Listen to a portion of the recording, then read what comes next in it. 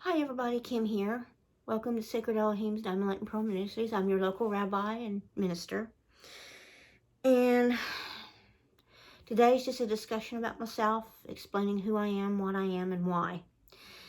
Now I'm going to give my poignant opinion about 2.5 to 3 weeks ago, after Trump was acquitted of his things. I give a very poignant reading. The Lord put that on my heart for a good reason, and I did what He told me to do. I always listen and obey. Not beforehand, but now. I've had to do a lot of changes in my life over the past year. But we'll start from the beginning. As you know, I'm Jewish. I'm a Messianic Jew. My father was Gentile. My mother was Jewish, with Gentile in her also, but predominantly Jewish. I'm both have Native American and English ancestry, and then the Jewish Ashkenazi. So that's the predominant. That's beside the point. I do believe in Jesus, or Yeshua, or Yehoshua, as some pronounce it. And his full name is Yehoshua Yahuwah.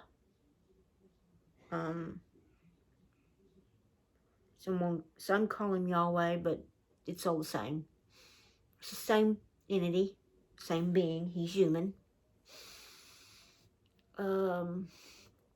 Where I'd start with my testimony. My testimony started the moment my parents got married, how they met. My mom had a dream of my father before she got out of high school. They met in the FBI. A little bit of background: my mother was an adoptive child.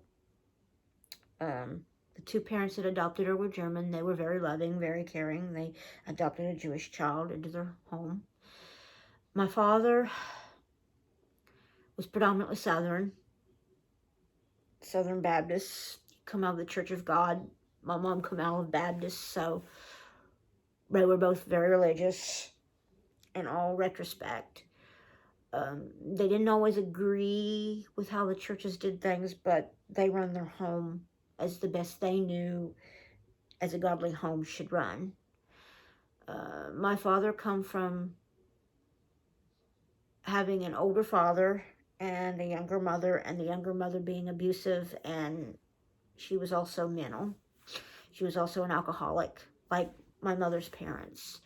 So both sides of my family were, the grandparents were alcohol. The actual blood was alcohol driven. I wasn't raised in that because my parents didn't believe in it. So predominantly the adoptive side taught well. Now my mother, with the things that's happened to her, has been impacted by alcoholism. My father was also impacted by alcoholism and abuse because his mother was very abusive. Now his father wasn't an alcoholic. He was a pastor of a church, so what a combination. I never knew my grandfather Ford, only by stories my father told me. But I did know my father's mother, and she was just as abusive to me as she was my father. So my father didn't know it because I didn't tell anything until years after he passed, to my mother what was going on with me, but that's beside the point. My parents met in the FBI and was married in 1972, and I was born in 77. My mother was having some complication issues having children.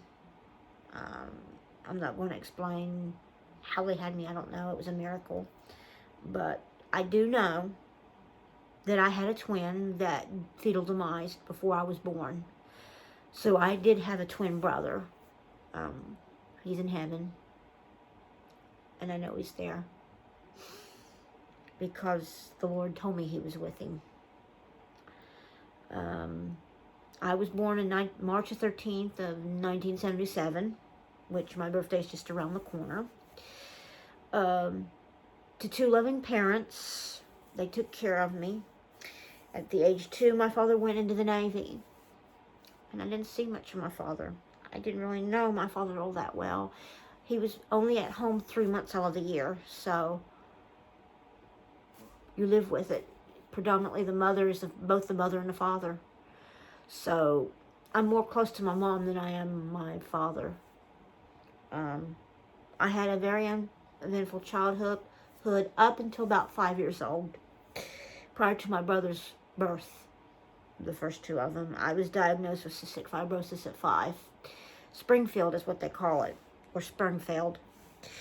It is more of the rare types of cystic fibrosis in which typically a cystic fibrosis patient is 2 to 3 years old, they're diagnosed.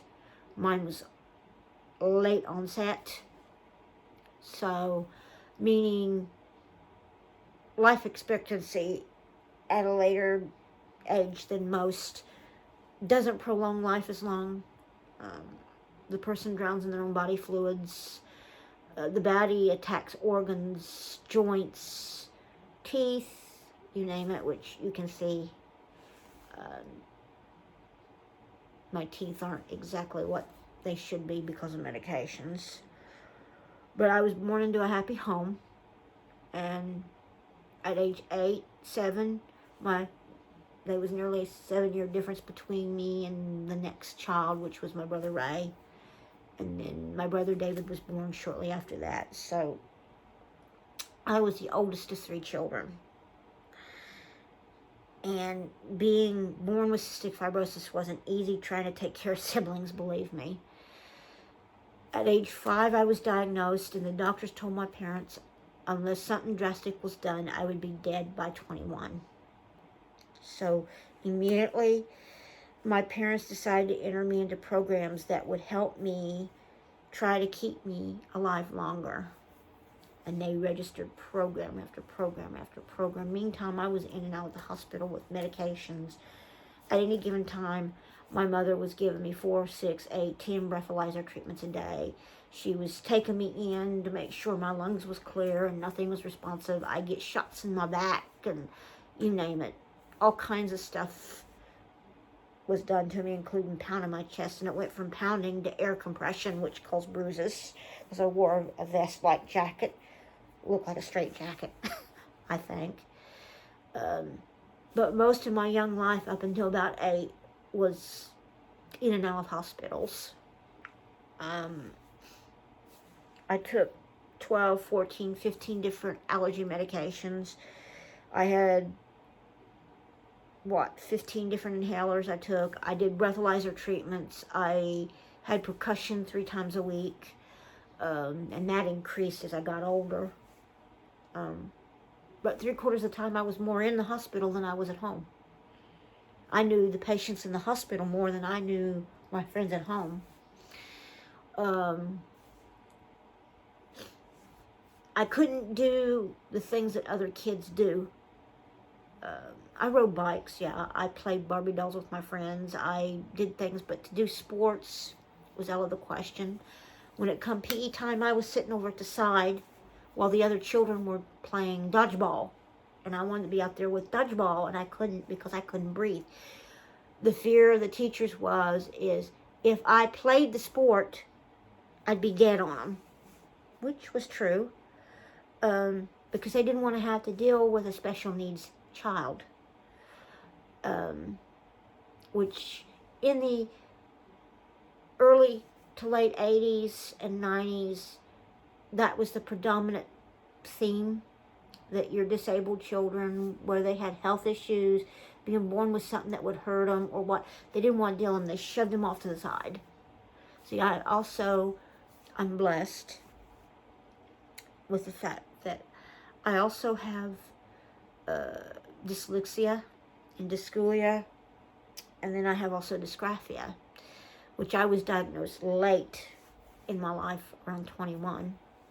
But that's beside the point. I've been able to go to college Now, right now, I've got it on the back burner.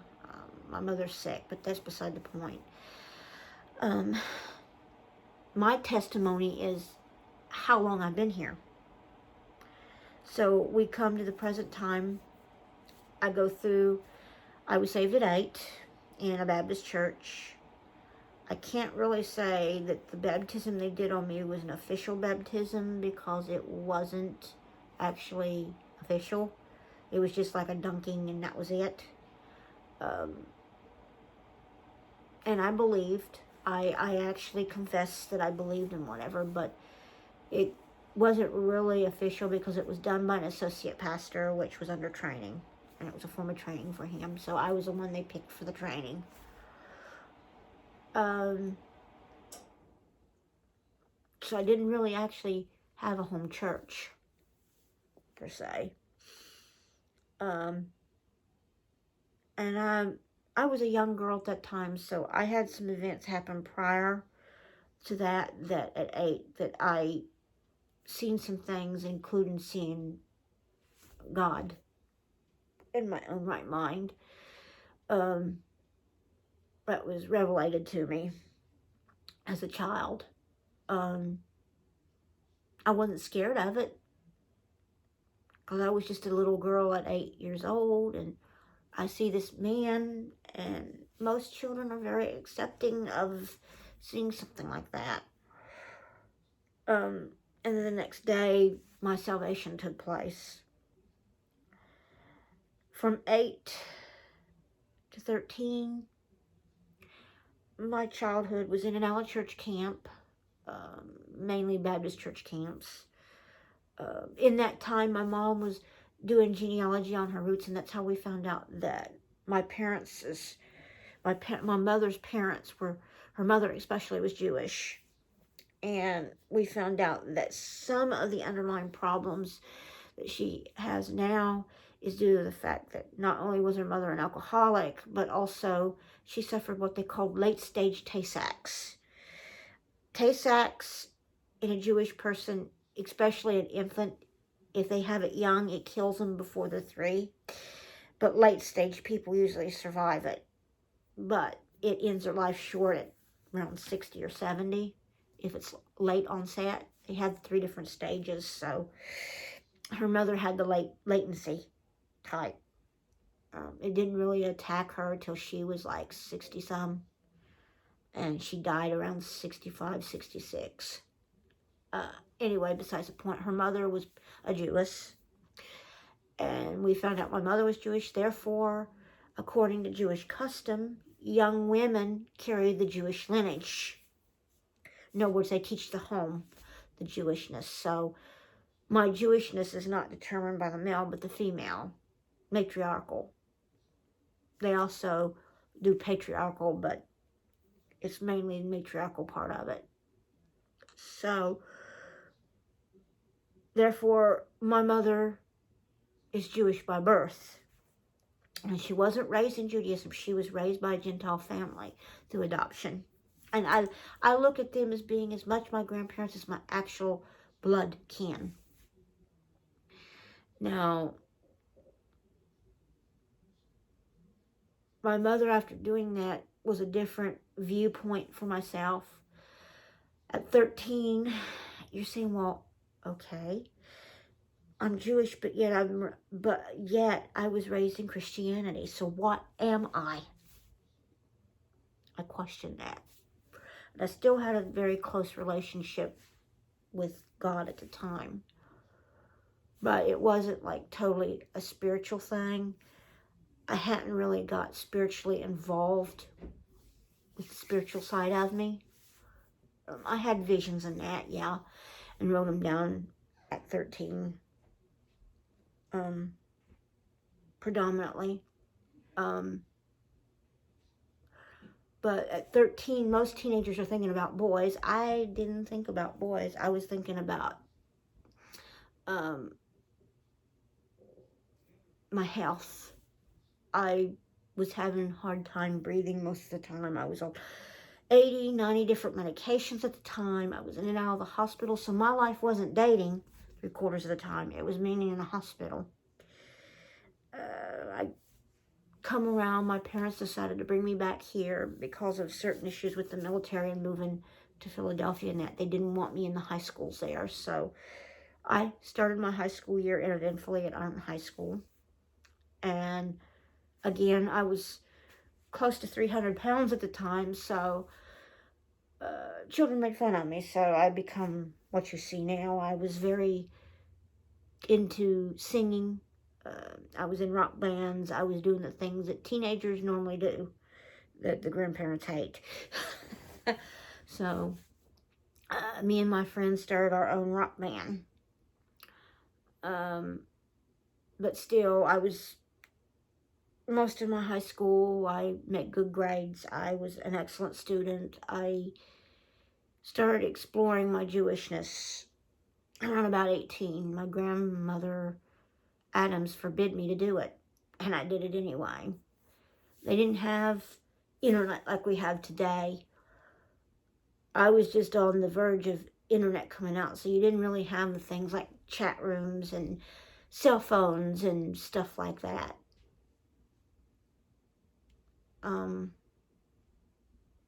I didn't have my first cell phone really till I was 21. Most of my life was just being away from the internet and God. I started getting spiritual around 20, and I started noticing that I was different than other people. I was seeing dreams. I was seeing visions. I was actually hearing the Lord speak to me, but I would ignore it. And He called me to serve Him, but I shoved it to the side at 20. I didn't want to think about it. I put it on the back burner. I says, I'm going to do what I want to do. I'm a rebel. I believe in God. I know who God is, but I want to do what I do, like most young people do. I was not really spiritually inclined. I fell out of church. I fell out of religious whatever. I didn't agree with their views. I just walked away. Well, another year goes by. My grandmother Adams gets sick. She passes on. Before that, I moved back home by then. My mom wasn't in church. And I was planning for college, as most college students do. So I had went out to a college-based school that dealt with colleges at the time. They was just now getting into setting those things up, so it would help students get an education. And I went out to a college career to get my education, so I could get into the field that I wanted to get into. And this is when God really started working with me. My senior year out there, I was in a bus accident. I've got almost 285 pins in one leg and my tailbone and one arm, titanium. And I was basically bench pressing a bus. I was trapped underneath it. It's a miracle I survived it. The last thing I remember was seeing an angel directing the bus to hit a hillside, and I went through and I hit that hillside. That's how my nose and some of my body parts broke pretty bad. So I was in retraction for a while, and then out of the hospital and rehab. But I graduated. Quite literally did I graduate, and I survived that. So after that I went off to college locally at Ohio University here in town, and I went ahead with my first year in 97 after graduating. My father had passed on by then in the earlier part of me graduating. I pulled out of school for a while, went back. I got sick. my autoimmune disease, my cystic fibrosis, was acting up and causing autoimmune responses that was attacking my body parts. So I ended up with MRSA from it that got in my body from a cut from a doctor's office that somebody had used a contaminated needle, and it triggered my cystic fibrosis, and some other things that they had given me triggered it. Now at this time, the doctors had started giving me other medications to control the pain factor that I was dealing with, besides doing the Botox in my nerves in my back and B venom therapy and some other things they were doing with me. They was giving me Vicodin and other things to control the pain because things weren't working.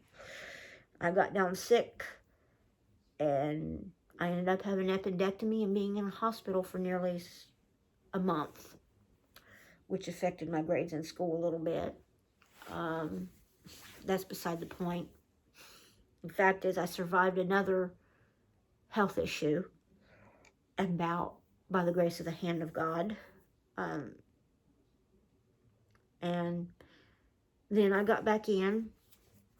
I had about 3 years from that time.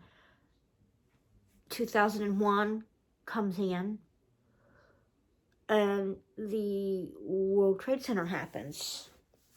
And I wasn't really shocked about it.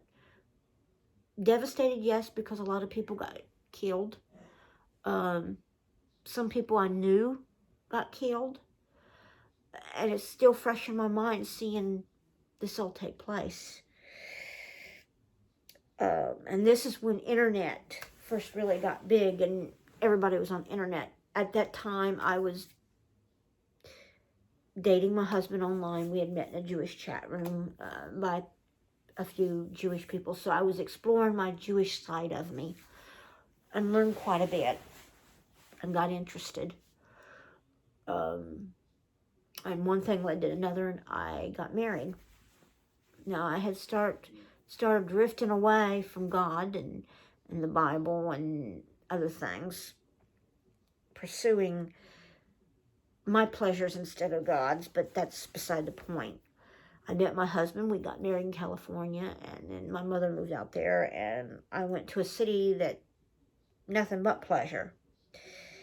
Temptations all around, Ouija boards, tarot cards, you name it. I didn't do that stuff, but there was other things I did do, and I'm not going to discuss that God has reprimanded me since. But anyway, I had survived my first bout of the period where the doctors said I would die at 21. 4 years later, here I am still alive, married, happily, wanting children. So they put me back on some medications. I had a bout at my work. I got pregnant with my first set of twins and ended up miscarrying them due to the medications and some genetic issues. A year later, I got pregnant again with a second set and miscarried. And this time it hit me bad with postpartum depression.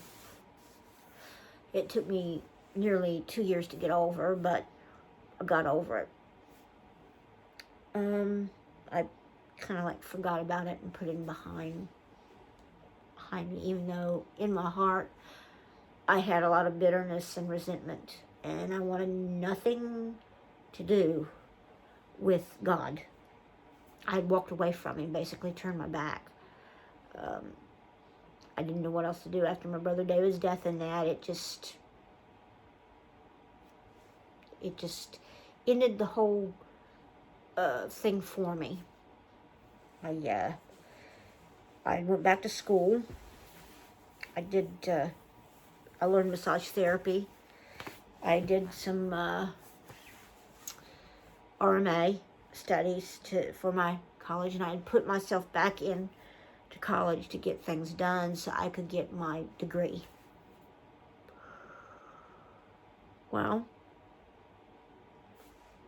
things happened. We had the crash in 2008 and ended up back here. I lost my job, work, everything come tumbling down in California, so we moved back here. My grandfather got sick, stuff like that.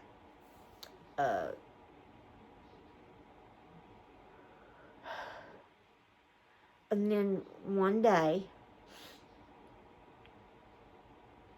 after we moved over in Kentucky, we got a call from the military on remains being brought in, and it was an uncle that had died in Korea. And I had my first bout. I broke down at the cemetery in front of my father and my brother, and I cried. I hadn't cried since my father's death. I had held all those emotions in. But my brother didn't come to my aid like you would have thought to console me over that. It was my mother and my husband. My brother Ray did nothing. I don't hold any resentment toward him. I love him, but it hurt. Because I knew what he cared for and what he didn't care. Well, we went on that way for a while, to the point, it escalated to the point of my mother and my husband getting into a fight. He got abusive with her and me and so forth. I'm not going to discuss that. That's a whole nother subject. And I ended up over here, continued my schooling, continued putting myself in my books to forget about the past. I turned to the world, following more of the world than God. Wasn't even thinking about going back to church. Hadn't crossed my mind.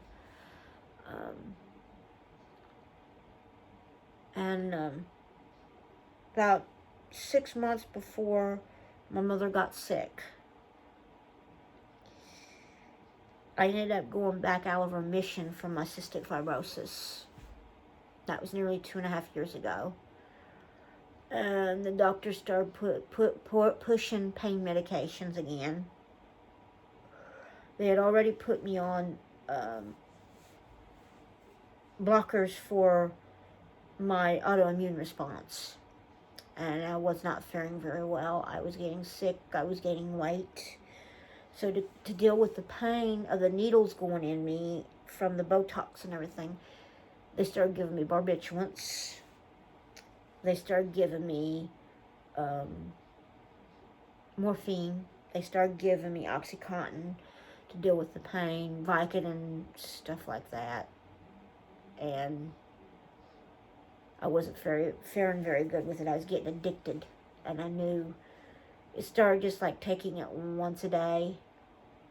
And it got to the point that my pain over-escalated the pill. And I had to take another one, and another one, and another one, just to get through a day. And I knew there was a problem. And I knew I had to get it under control.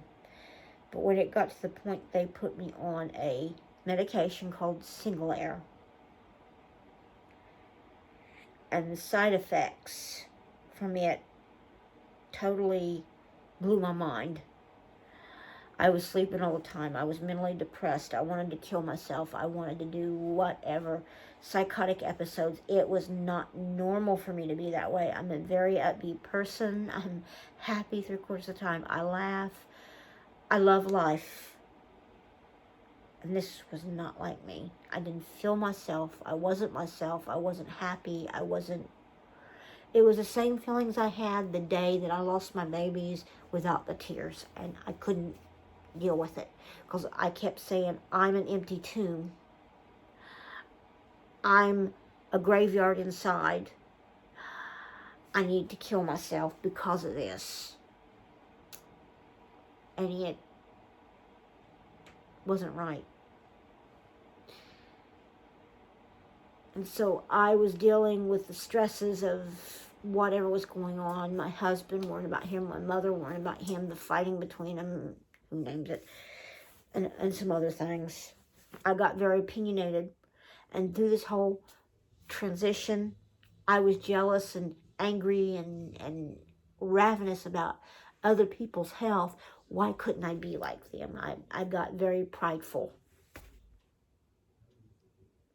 and arrogant.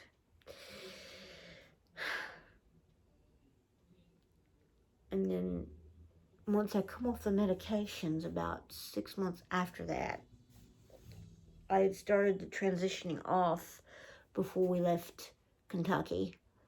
It took literally a year and a half to get off of them. I went into rehab through the government to get it done because I didn't like the side effects. Cold turkey is dangerous to begin with, but the side effects from that cold turkey can kill you.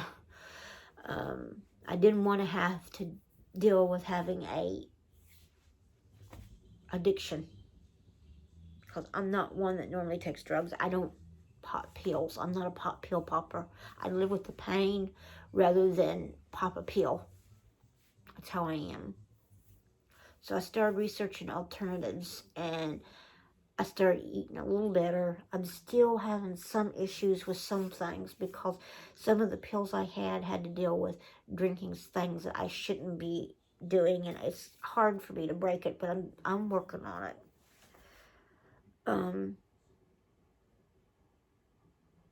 So we went to this one church over in Ashland called Wildwood, and I started, after we moved over here, I started different churches and different things, and I wasn't really satisfied in that time while I was going through the process of detoxing. My mind was totally, I was just seeking God for a resolution. I wasn't getting nowhere. And my mother got sick, and I moved to stage 2. I had to ask my brother to move out because he wasn't willing to help with certain things, so I ended up taking care of that. And I was still in school at the time dealing with that, my rehab. Then my mother in stage 4 kidney failure. A year later, she goes stage 5. In that 2-year period, I've probably been to more than 60 different churches in the area. I had an event happen at one locally here in Arden that since went out, where A Street Church used to be on A Street. This gentleman approached me, and he touched me on my head, kind of pushed me back. And I kind of like, okay. He started laughing, joyfully at me. And I was wondering what it was all about, but that's beside the point. I had been bouncing from churches to church to church because I didn't find any satisfaction or spiritual relief for what I needed. There was one evening before this church moved on to other places that I fell on my knees. I just couldn't deal with myself anymore. And I said, Heavenly Father, I had listened to a guy named David Diega. And I fell on my knees after watching a couple people online that I normally watch. On a Saturday evening, I fell on my knees in prayer. And I literally burst out in tears. And I still think about it. I want to well up. But I says, Father above, I says, if you hear me, I says, I need you right now. I need you in my life again. I can't stand not hearing or even feeling you, let alone you not being there. It's lonely. I go, if I've done something wrong, or I've made you angry at me, or mad at me, or you hate me, or whatever it is, punish me. If I've done something that offends you, send me to Shaul. Let the devil have me. I'm sorry for walking away. And I prayed in Jesus' name, amen. And this was like a Saturday evening. It was on Pentecost. All right, before Pentecost, actually. It was on the 20th of May. Well, I go that next morning, which is a Sunday morning, and I had been praying in the car the same prayer, listening to my music in my Fit, and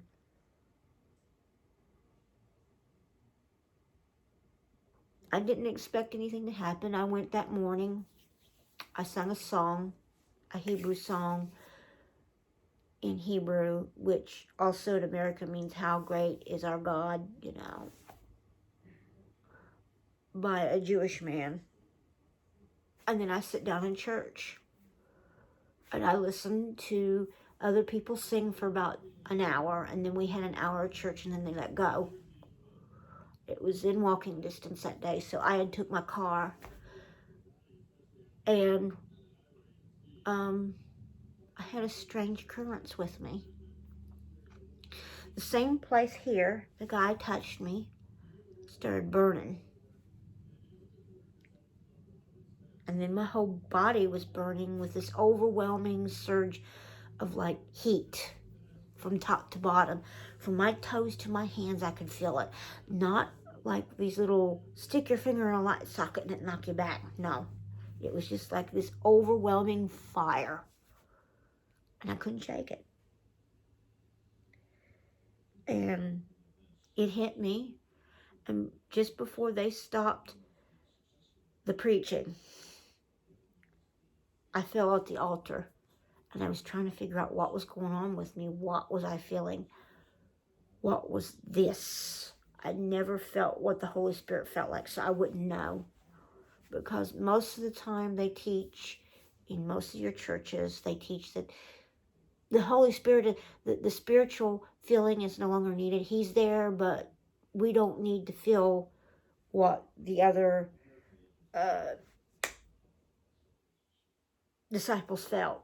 That was only for that at that time.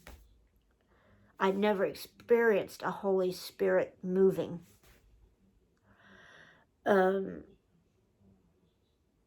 And I fell to my knees. I knew it wasn't conviction because I had been saved. I had went through the acceptance part, but I had never got to actually the trust part. And now that I know who it was, I wasn't aware. Now, prior to this, I had been having voices calling out to me. People saying I was mentally unstable. I'd be somewhere or a certain place at a certain time, and something would call out my name out loud. I mean, like the way I'm talking to you now, it'd go Kim, or Yaya, or Yahaloma, or just call out in general. Sometimes just, hey, look, here am I. I didn't know God would actually outspeak. I had never, because I had quit reading my Bible. Because my husband he didn't really believe in the Bible, so I kind of drifted away. I set it aside, in other words. And I felt this overwhelming surge. Now, between this time, I had experienced what it meant to actually know what a demon was through my husband and what was going on with him and his salvation. But this experience was totally different. It wasn't a demon. It was like just overwhelming, just like somebody taking hot oil, setting it on fire and pouring it on you.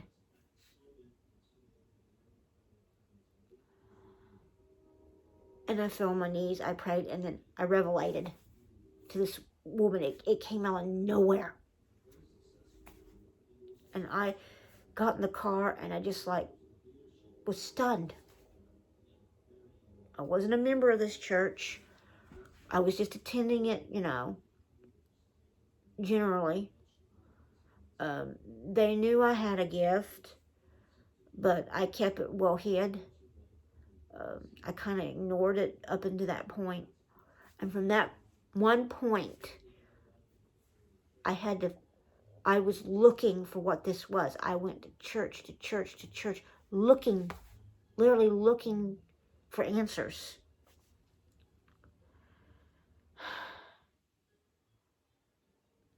I don't know how to explain it. For nearly a year, I did that, and no one could explain to me if it was the Holy Spirit or not. Some of them said, oh, it was probably my medications flushing me, or it was this, or it was that, pastors. And one evening, at 8th Street, they decided to go to another church in Huntington, so they gathered us up. I left my car at the site, and we went to New Life Church in Huntington, which was quite a ways away. We attended 2 conferences there, and I had a strange occurrence. I had a lady walk up to me, and she was questioning, my regalia. I says, well, I'm a Messianic Jew. I believe in Jesus. And she says, you're the one Kim Clement talked about. You're her. I'm going to take you over here to meet my pastor. Okay, if that's what you say, sure. But something put it on my heart to tell her no.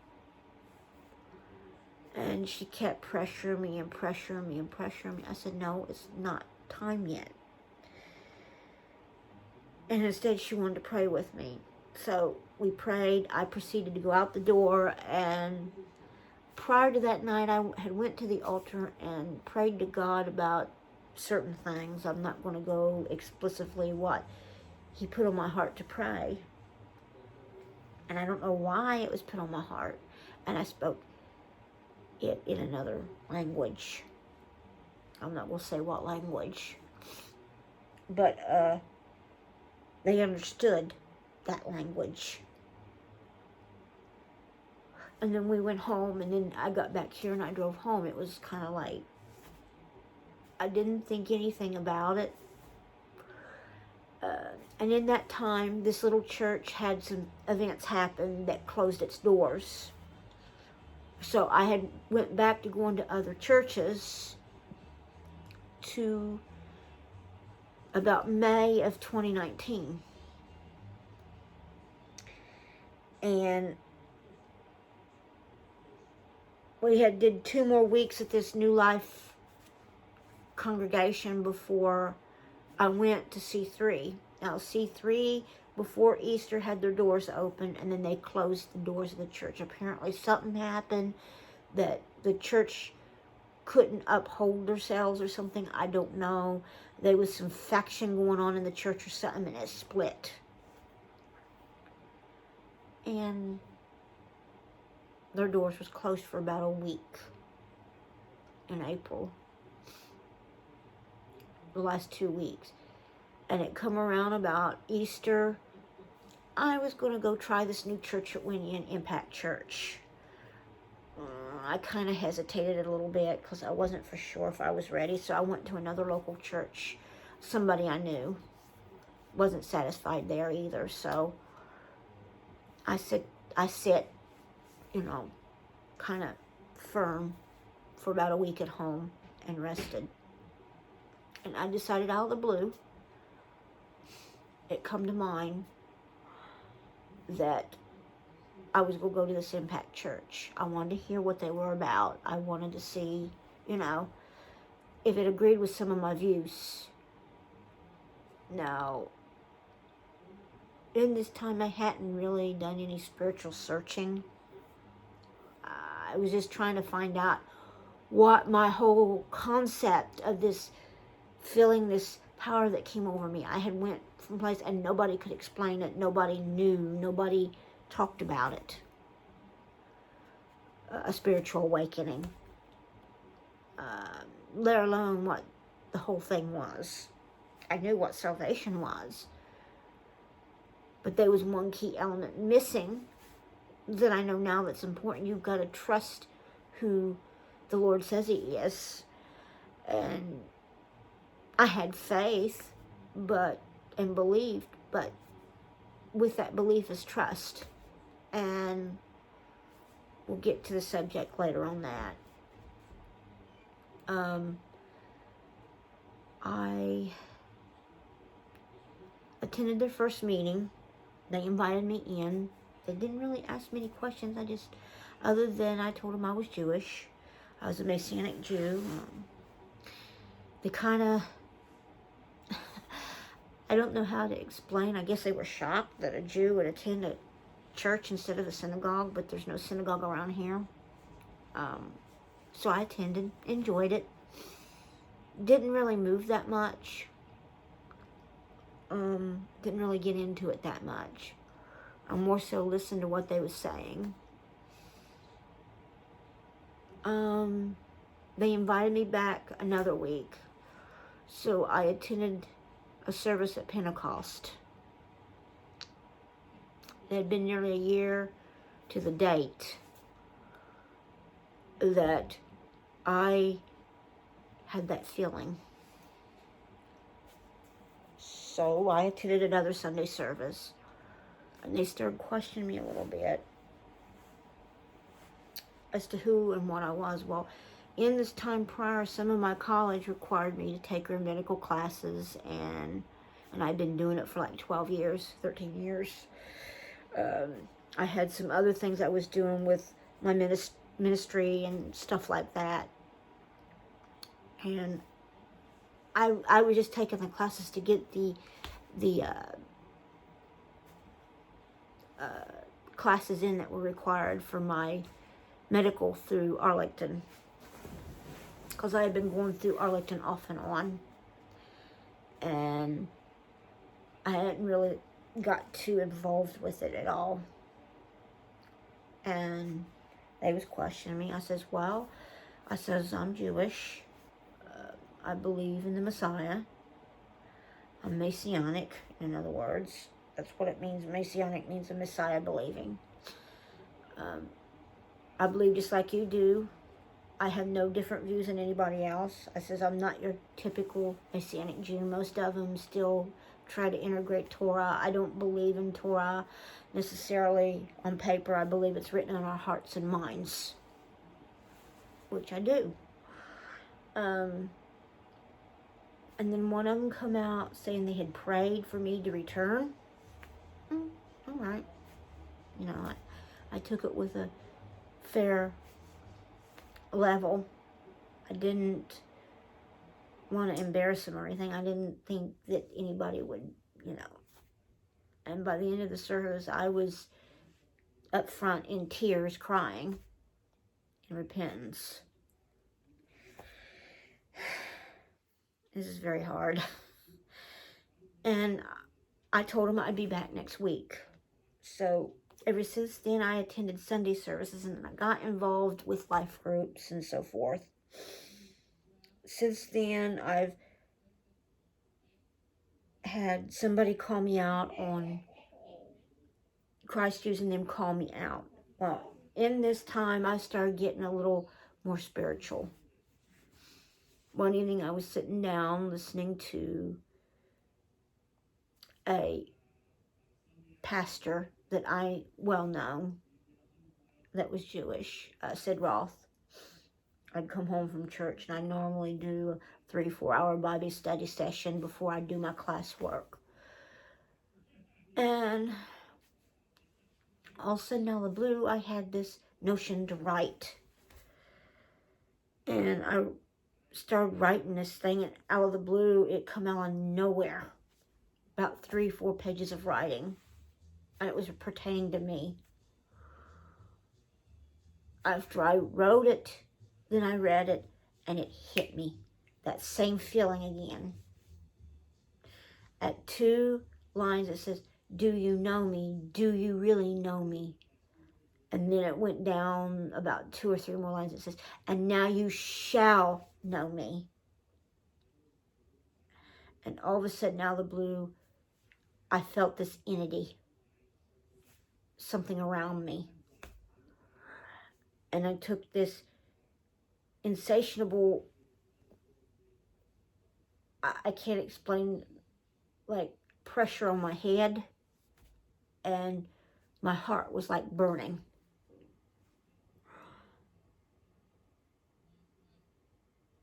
And it asked me again, do you know me? I heard it audibly in my head, like I had heard it before.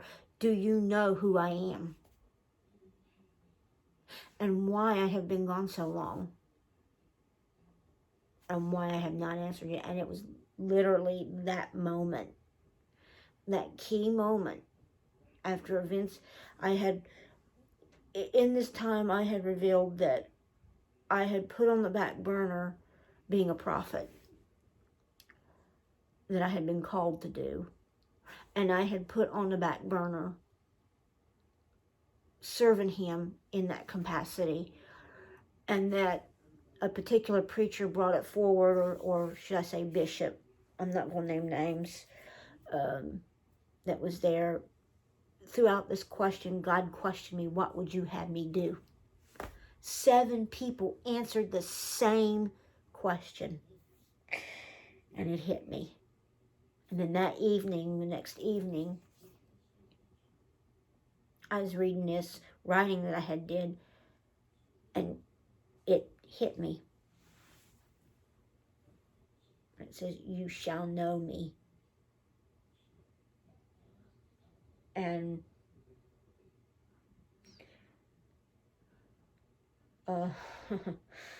it's hard to explain what it's been like since. And that was around September. August it hit me. And then it died off for a while. And then in September it picked up again right after New Year's, Rosh Hashanah. I was sitting on my bed in the morning. We was taking my mom to one of the doctors. And I was getting dressed. And I heard this voice in my head again. Do you know me? Do you trust me?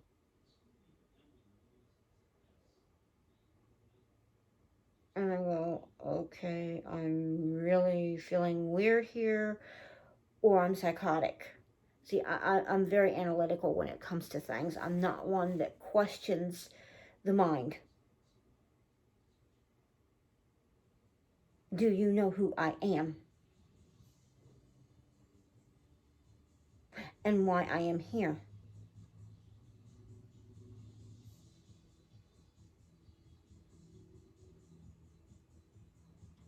Push all your thoughts aside and think who I am. And it wasn't a minister preaching to me. It wasn't a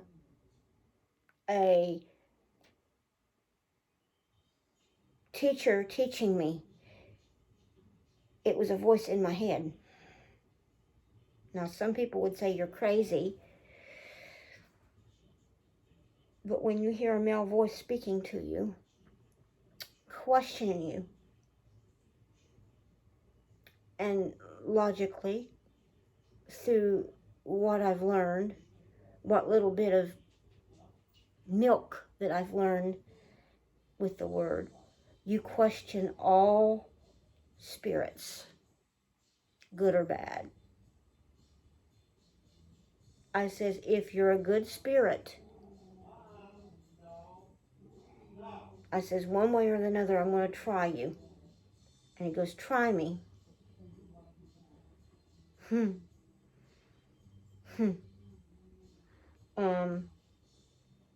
I says, okay, if you're the devil, you go away and leave me alone.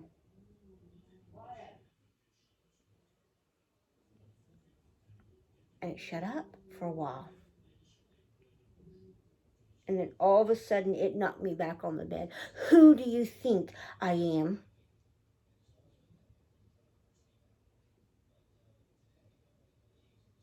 I mean, it was audible. Who do you think I really am? What do you think I am?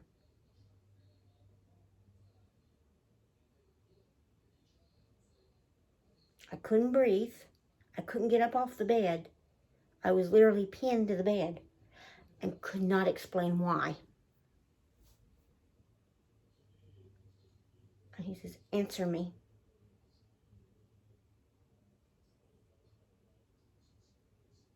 And I sat there. I said, maybe it's something. No, I'm not something you eat or have eaten. He says, it's not something on your stomach. You're hearing me. And I just sat there and I was totally dumbfounded. I couldn't answer him. I couldn't answer something that wasn't physically there. I couldn't explain how I was hearing a man's voice that I'd never heard before. He says, you've heard me many times call out to you. Do you think, oh, excuse me. Do you think that you can challenge me? Do you really know who I am?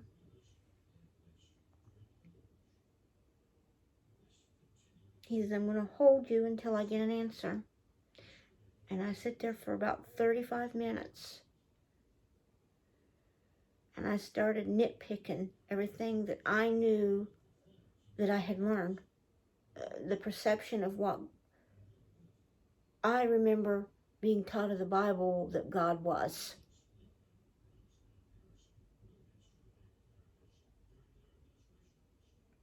And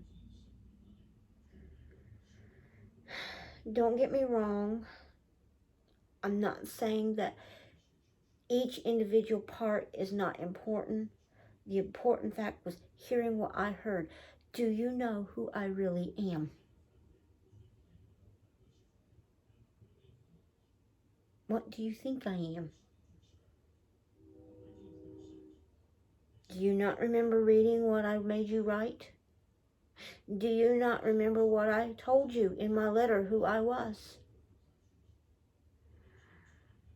And see, for an analytical mind such as myself, that's hard to face. Not that I'm not saved, because I knew I was saved, but to face my Creator and to know that He was questioning if I truly knew Him.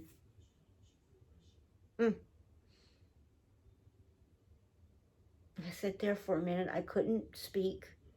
All I was doing was breathing. And He says, answer me. We're in a quiet place. Answer me. He says, I told you where you could find me. Now you have found me. Answer me. You know how to answer me. This time you're not answering me with lips. You're going to answer me with your mind. Because I've been in you all along.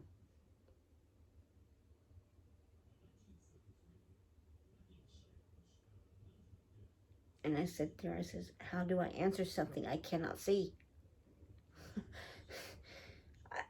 It was a shock to me that He would bring Himself forward in such a fashion that I'm not contrary to, because most of the time I read the Bible, and that's how I get my understanding of. And He says, all perceived notions that you have been taught is not what I am.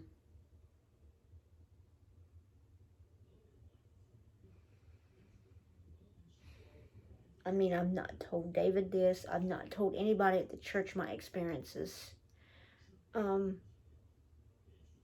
He has a sense of humor. A real good sense of humor about things. He'll laugh. But this one point, when I challenged the notion, it was something I didn't expect.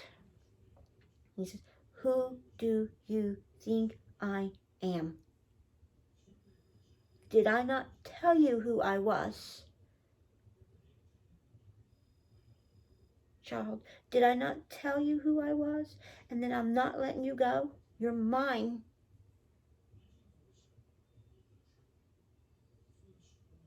I fought and I battled and I did this for you.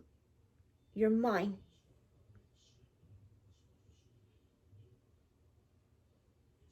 And I didn't know how to answer a voice that I didn't know who it belonged to. It was a shock. It was a mind melt. It was something I wasn't used to. I know many people think that God's just miraculously going to go poof. To hear him speak and to feel his power is immense. And I've had many occasions that he has come on me in such a way that my body cannot handle it. I just phantom to think. He says, you know who I am. Do you know the power thereof? See, I've known for years that I was a daughter of David. Not my father David, but I'm talking about my ancestry. I come out of the line of Solomon.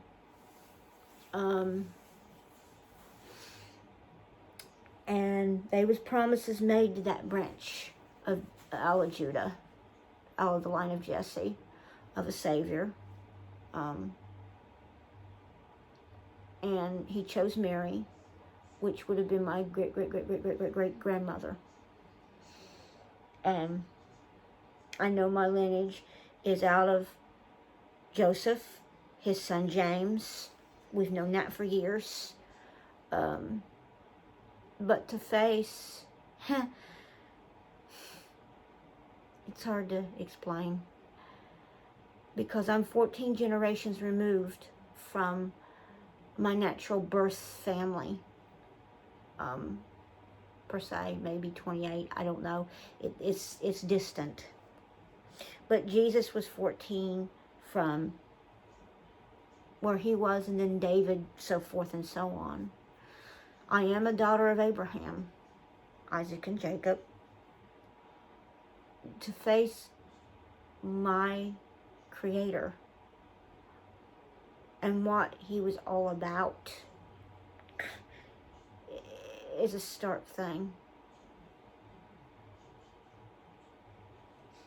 Because it brought reality down personal.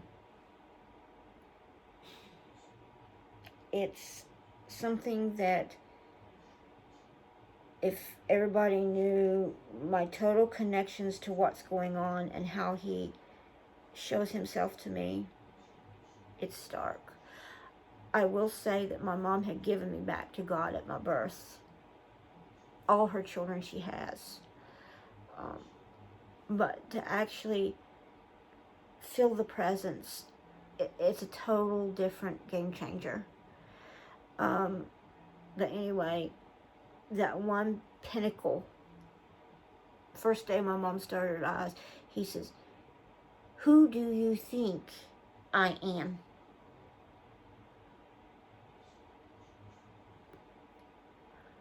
And I go, well, you can't be the devil. You can't be an angel. Only thing I can think of is your God. And it went silent.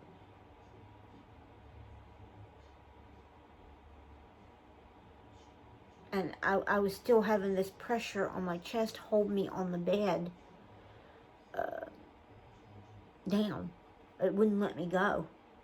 And I never felt anything. I didn't know how to respond. It was like I was totally being pinned and numbed and I couldn't move. And I mean, I had heard the voice audibly many times call back at me. But this was the first time I felt the actual presence for a second time. He's, who do you think I am? I says, I thought in my mind, okay, he's questioning me. And he says, before you answer, do you know me? Do you really know who I am and the power thereof? He quoted part of the letter.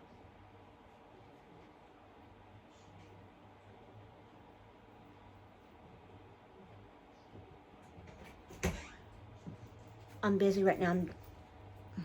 Fuck.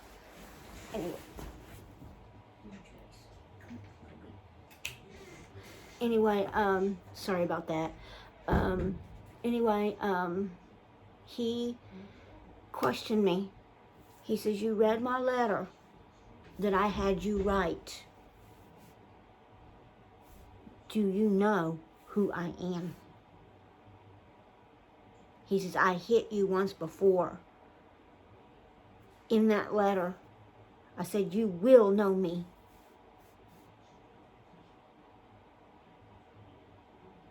And I go, well, apparently from what I'm feeling in my chest, it's dealing with the spirit.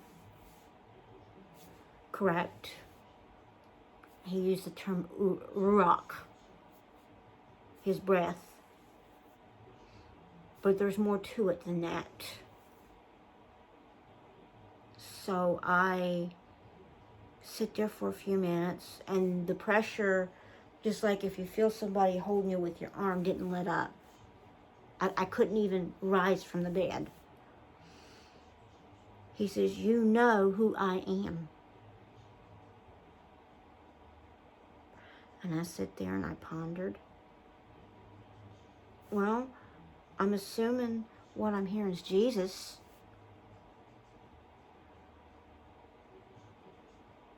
He says, partially correct. I says, how can it be partially correct? If it's partially correct, I started this analytics again. He says, my name I give you before.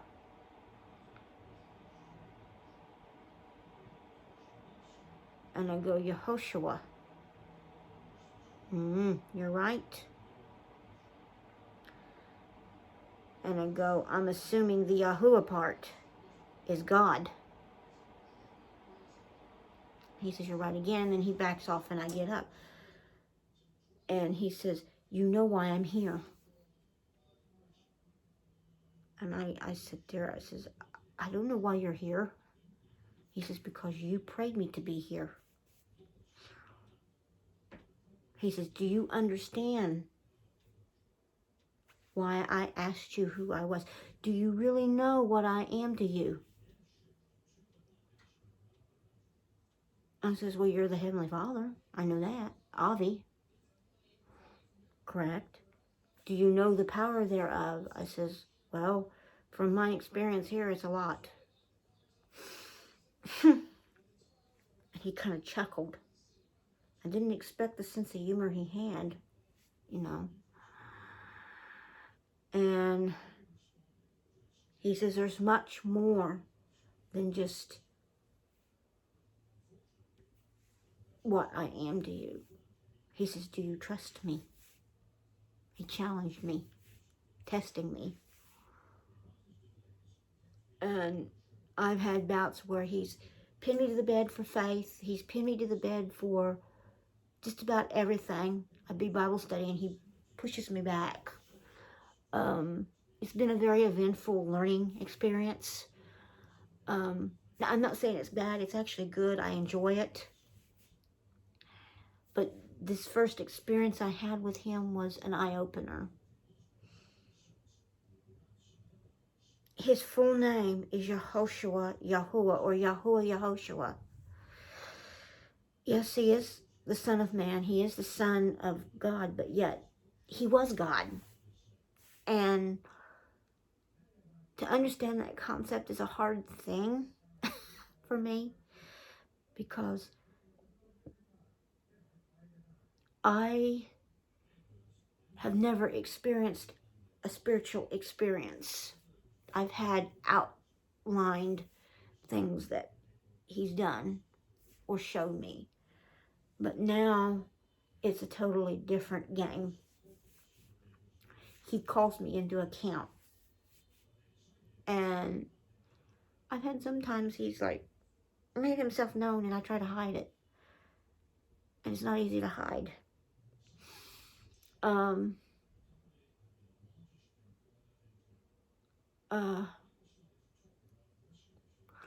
The last 5 months has been a very eye-opening experience.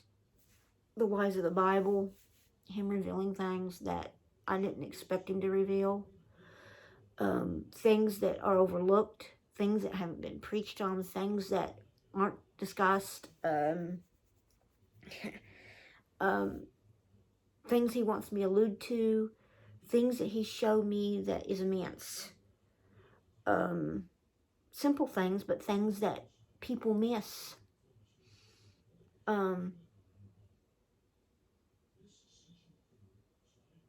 Things that people don't question much about. They think the Bible runs in a linear pattern. It don't run in a linear pattern. It runs in a circular pattern, just like Stone talks about. But it's a little more in depth than that. It runs in the seasons of the cycles of the Hebrew calendar, with a former rain and a latter rain.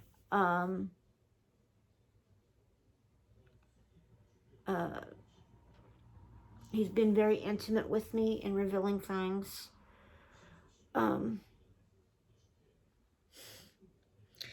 when David Amos said that I was favored, I'm not bragging. He was partially right. I'm not bragging on his count, but I will say he was right. There's a little more to it than that. To explain the background of my lineage being from King David. Now, if you take Yeshua, I'm going to use his other term that he uses with me sometimes as his name, which means salvation. Yeshua was the firstborn of Mary. Now, Joseph adopted him. He was the son of the Most High. He was the son. But he was also God incarnate, or Emmanuel. He had 7 other siblings besides himself that Mary had in that period of time in his 30 years that he was here on earth. And the next born to him was James, or Yaakov.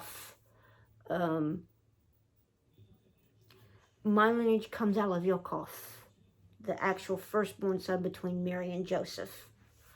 But he would have been secondborn due to Jesus. So whatever siblings that came from those brothers and sisters were nieces and nephews to Christ. So in those times, young men married very young. They married usually 14. And the young women married at 12, usually. They were sexually mature at those ages. So Mary would have been somewhere between 12 and 14 when she married Joseph, or Yosef, or Yosef. To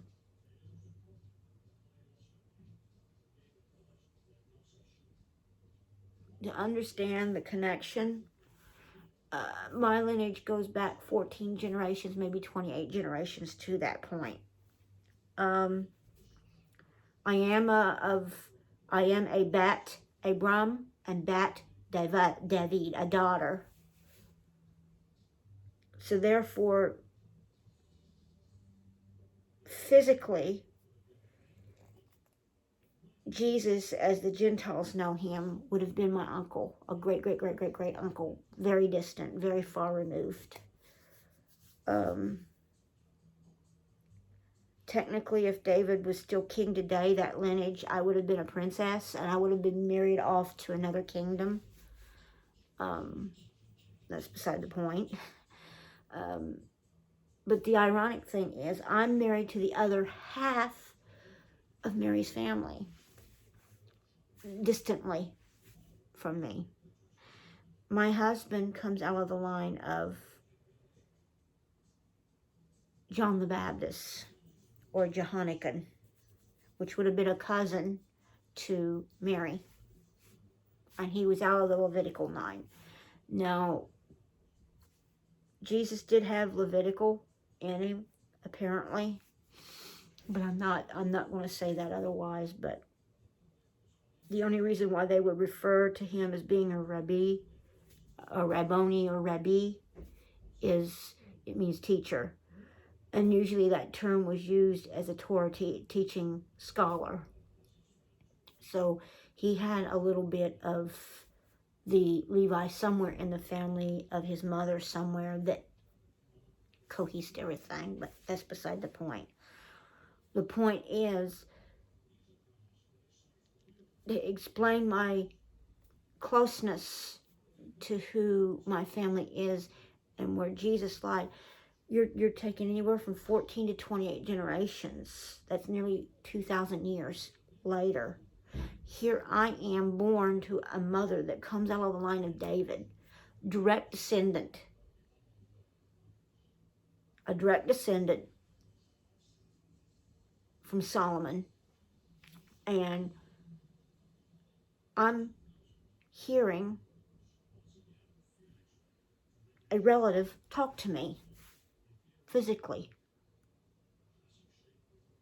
which is odd in itself, but yet he has a very close tied connection to me in a way that he explained to me that he has had disappointment after disappointment after disappointment after disappointment trying to bring his family members to him, and they turn away. The last family member that was turned to him that believed in him was his brother. His children, their children, their children, their children, their children didn't believe. They had turned back to Judaism, away from the belief that Yeshua was Messiah, because they didn't want to have to face the persecution. That's quite a few generations. And then we get to my mother and her separation from her family and the adoption into the German home.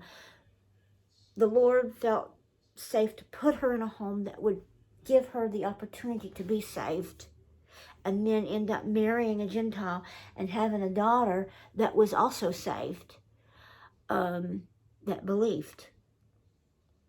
But to truly know a personal, intimate relationship with not only it being a father figure, but an uncle, it's kind of crazy, I know. But anyway, the understanding that I have gotten is that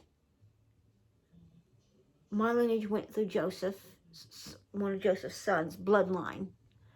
And Jesus came through Mary. Joseph adopted him through marriage, and Jesus became Joseph's son. Therefore, he was not only a half-brother, it would have been religiously, if you follow how the Jewish nature works, if a son is born to another woman and the guy marries again, then that woman takes on those children.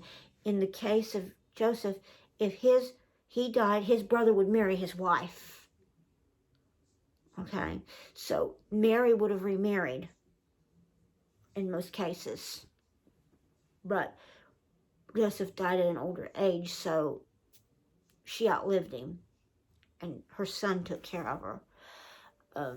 That would explain the reason for Jesus being a carpenter.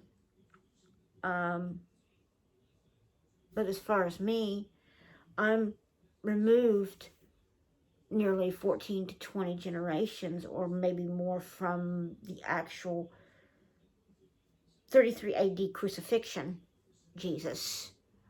And I didn't really think, that being related to a man that would have been my distant uncle would have had any bearing. But he made it clear that it was. And that I was very important to him because he didn't want to lose me. He didn't lose my mother. He didn't want to lose me. He made it very clear my brother was very important, and that he won't lose him either. He'll strip everything away from him, but that's beside the point. The point is that he made it very clear what I was to him, who I was to him, and why. And he challenged me, do you know the power thereof that you're dealing with? Why, you're not only my niece, but you're also my daughter by adoption. In other words, a dual role. I says, well, through your sacrifice, you saved every man. He says, true, but do you know the weight it bears on you? And then he started giving me Bible verses, writing them down. He discussed something about the kingdom, or he would discuss something about something else, and I'd record these Bible verses and go in, and he would lay it out. And he would question me again, but at this time he was questioning me specifically. Did I truly know what I was to him? I says, well, I know you're Jesus, or Yeshua. You're the Messiah. And you're Father God's son. I was putting it in that perspective. And he says, no. He says, I'm 1, 3 in 1. The unity factor. He says, I came as a man. I brought myself into this world as a human. He says, I've always been human. But he says, our brethren, referring to Israel, did not understand the concept of a human God. He says, so I had to take my form and lower myself and put myself in my mother Mary to become the Son. So the Word could be made flesh.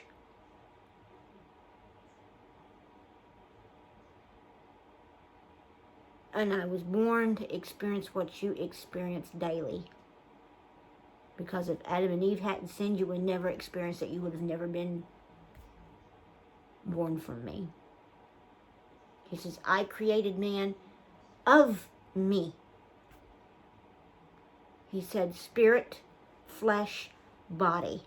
Or in this case, spirit, mind, and body. That's what he referred to. You're created of me. And you're created for me. Which was a very poignant statement for him to make.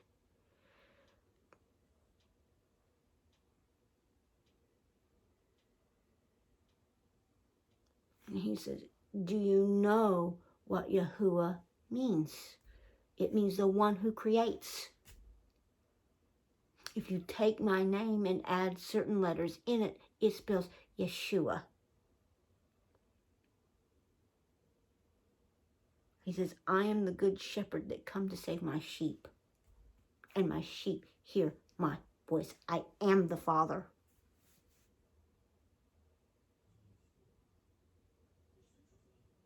When I referred to myself as being the Son of Man and the Son of Ben Elohim, that's what it meant. That I was making my children my Ben Elohim. I mean, he quoted scriptures right and left. So there was no questioning who he was. And I was just sitting there like dumbfounded. Just listening to this voice talking to me telepathically. And I had never experienced anything like it. The pressure on my head, my frontal lobes, my eyes, up in here was like tremendous. I hadn't felt that since I was maybe 15 or 16, hearing. I had blocked out the reality that I didn't want to hear voices in my head because it was crazy. Logically, people will tell you that you're insane. But he made it clear. very clear. And when he made an appointed point, he made an appointed point. He not only hit me physically, holding me down, he hit me in the heart, he hit me in the mind. He says, what I put in your mind is what I write up on your heart. He says, you cannot stop me.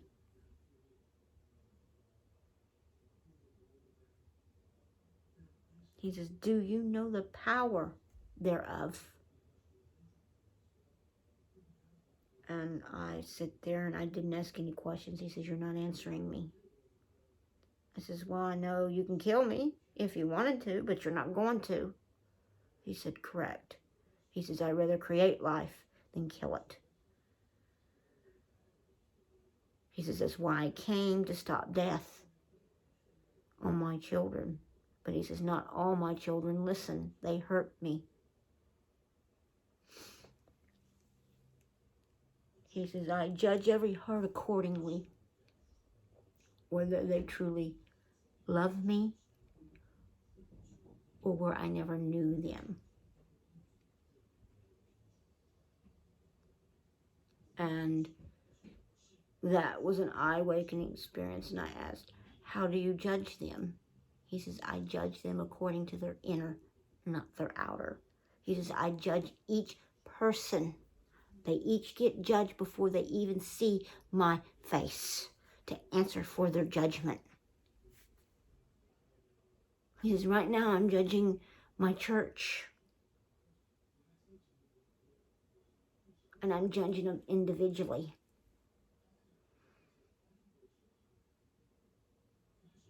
But I didn't question, I just said, okay, so you are who you say you are. And I know who you are now. But why are you here? Why are you showing yourself to me? He says, because you asked me to be here. Why are you questioning me? And then he kind of like chuckled.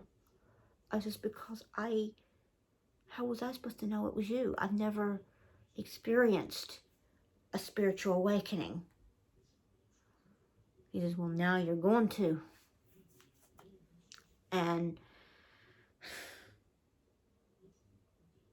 as he sit there holding me, talking to me, that 35 minutes, it was like an eternity.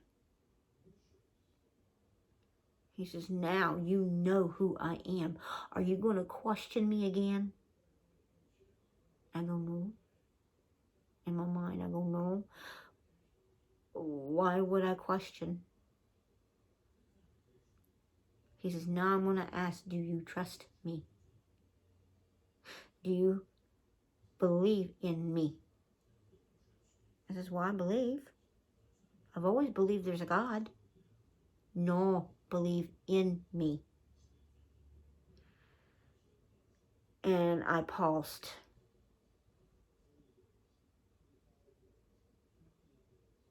He says, my children teach many things, but they don't believing in me, true belief. They paddle their ears. He says, I'm getting tired of the paddling of ears and beating of heads. And I sit there and I paused and I realized what he was talking about, what they say that to get more people in church, they tickle the ears and pad the head to make people feel like things are as they should be, or they browbeat them.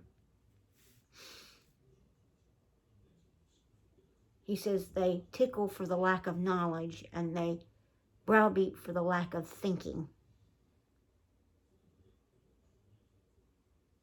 They say it's not important to experience the spirituality of me, but yet they preach it and teach it, but yet they don't do it. I says, I'm not sure what you're talking about. I says, I know when I was a little girl that they didn't teach me. They taught that it wasn't important to do the spiritual gifts anymore, that they were no longer needed. He says, they're wrong. He says, what has been going on for the last 40 or 50 years in the United States? but yet they criticize the spiritual movement. They say it's devil, or it's kundalini, or it's something of that nature. And I just paused. He says, do they truly know what a spiritual movement is from just sitting on their tushes doing nothing? I mean, he was very free talking about what was going on in the churches, and the disregard man was having for not hearing him. But yet he says they holler for spiritual revival, but yet I've been pouring my spirit since the beginning of time. Since I was crucified, I've been pouring, and they neglect it. Since I started the whole movement to bring my children to me, he says they tickle their ears, but they don't listen to my call. And I was shocked. And he says, I know that you brought yourself forward, and I question you, what would you have me do?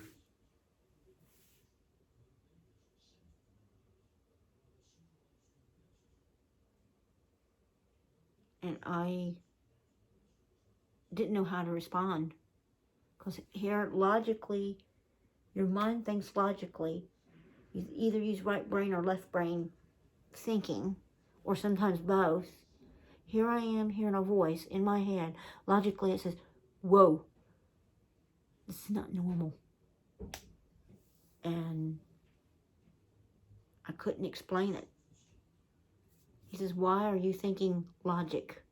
Human logic, the things that you're taught in human logic are non-perceptive with me. He says, I can make that picture over there on your stand move, and it'll move. I could pick you up off this floor right now, or bed, and you float. There is no logic. I could appear before you, and there be no logic. Because man's minds are small. They've not developed the full capacity to understand what I am. They think I'm a God that is up there somewhere in the heavens that has no way of responding. I go, well, I agree. He says, I'm glad you agree. But he says, I'm not here for that. I'm here for you to hear what I have to say. He says, you asked me to be here and to tell you what I think of you. Oh boy. I go, oh boy. He says, oh boy, right.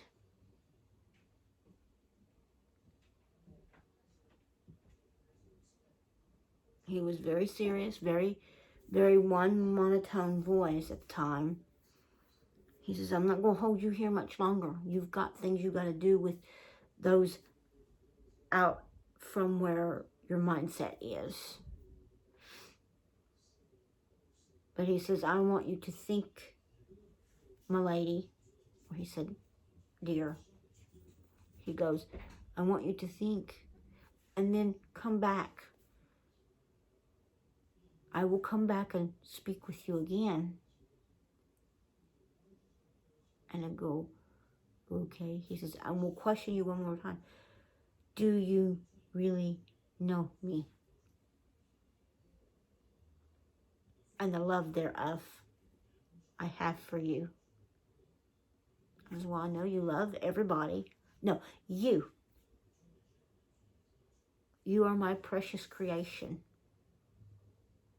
You are my one I created, one and only for these days and times.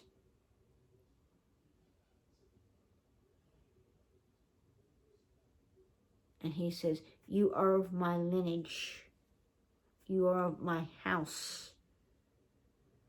And I can't let you go. He says, I've had too many disappointments with others not heeding me to let you go. He says, you're my last hope. And I just sit there stunned. I didn't know how to respond. Here I am talking to the creator of all things, and he's talking to me. But yet I had seen other people spiritually moved, and I didn't know how this was happening. I was trying to put logic with reason. I don't know, because see, I was in a logical mindset that I'd never hear from God again. And most of the spirituality I had as a kid was just little nuances or understandings. But this was, here he is, here and now.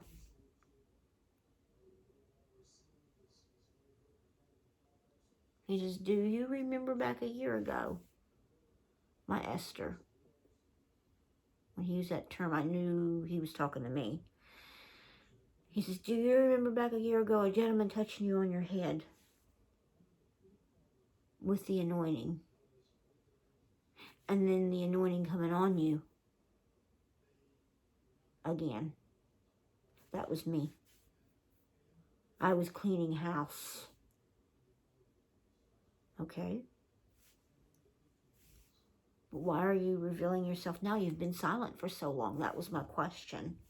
He says, because I had to give time for healing and release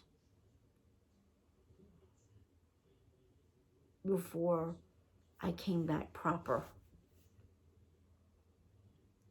And I had to give you time to search for things that needed to be searched for. I go, okay. And did I do all right? Asking all these questions. He says, you did fine. And I was in shock, in awe, in every way, possible, trying to tippy-toe around the subject that he had asked me, do I know him? Do I truly know him? He says, I'm going to ask one more time. Do you know me? Do you really know what I'm all about? Because, well, I know you died on the cross, and you died for many. You died for me, you died for my mother, you died for my husband, you died for this person, that person. I was naming all these names. He says, but do you know me? And what I've done? And that's when I got really, I didn't know how to respond. I says, I know you died for my sins. You died to keep me from going to hell. You died for me to be a child. He says, yes, you understand the concept of a parent, but do you know what I am to you? Not just an uncle. He says, what am I to you? He says, well, you're my father. You're my creator. No. What am I to you?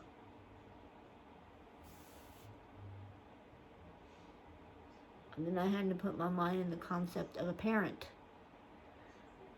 I says, well, you're my heavenly parent. Not just physically, but inside you created a new being, and that new being is my soul, and that soul belongs to you. He said, correct. And do you think I'm going to let Hasatan have it? I said, no. He says, child, I'm going to make it clear as the pages of my own word.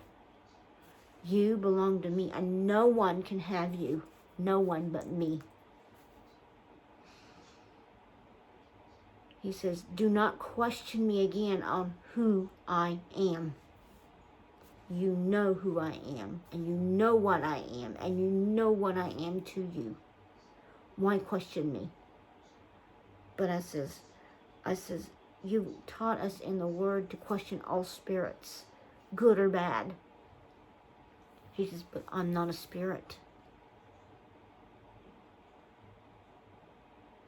He says, who taught you that I was just a spirit? And it hit me like a ton of bricks. that I was actually talking to the creator of everything, and that he's not a spirit. He's, just as he said in the book, he's in flesh. He's always been in flesh and always will be in flesh. Just he bears the marks of every child on this earth, and that he's had so many disappointments that he wanted to finalize those disappointments and get rid of them. And he didn't want to lose those that he cared for. And I was just sitting there, and the thoughts rolled through my head of what I was dealing with, how I was dealing with, how I was going to answer questions that I couldn't fathom to think. And there was one simple question. He says, do you trust me? Can you trust me? Because according to your mindset, I don't exist in your life anymore.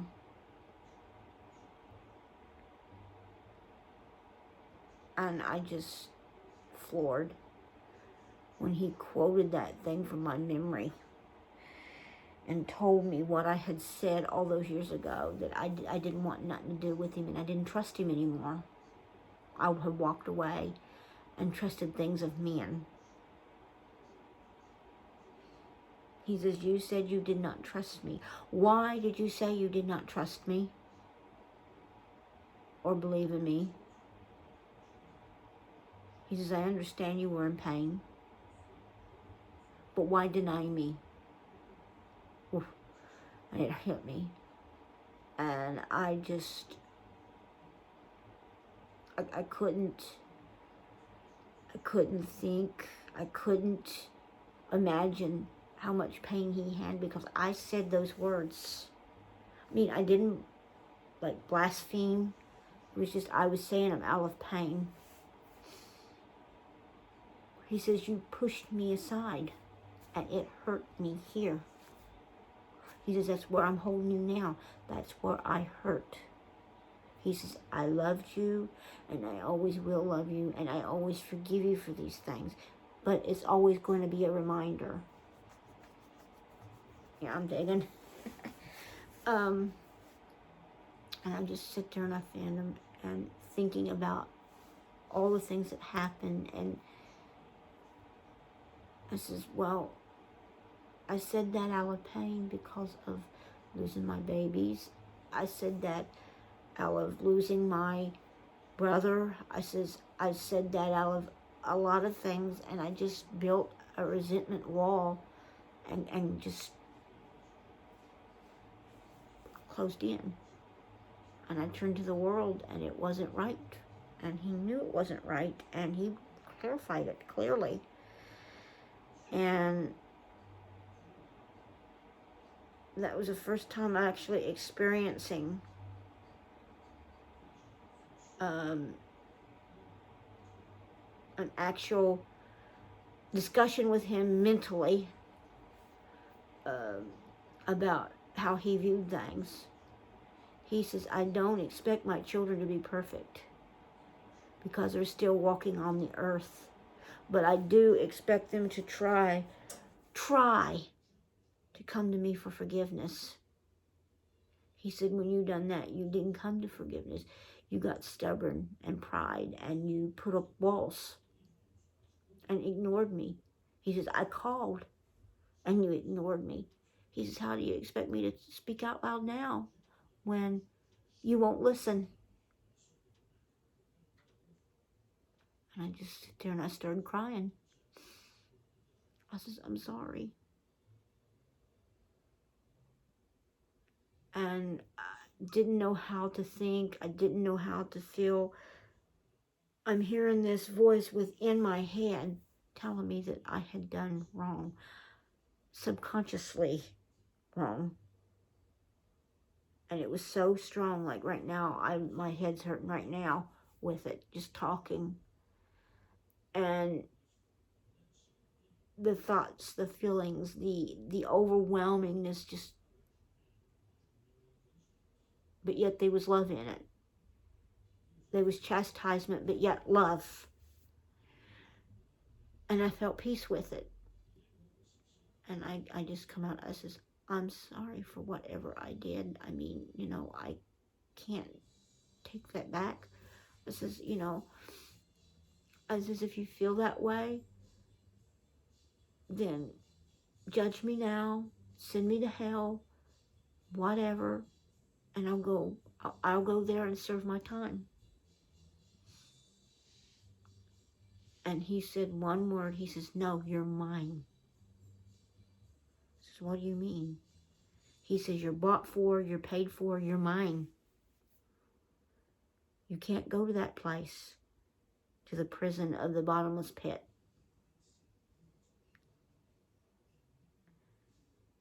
He stopped the guilt trips, stopped the agonizing beating your head over a bush. Just learn and move on. He says, always remember that you're loved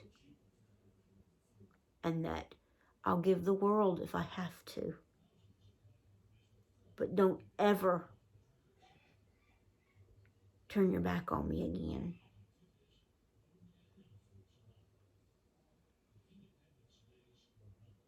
And after that, I just sit there. He says, now I'm going to ask one more time straightforward. Do you believe and trust in me?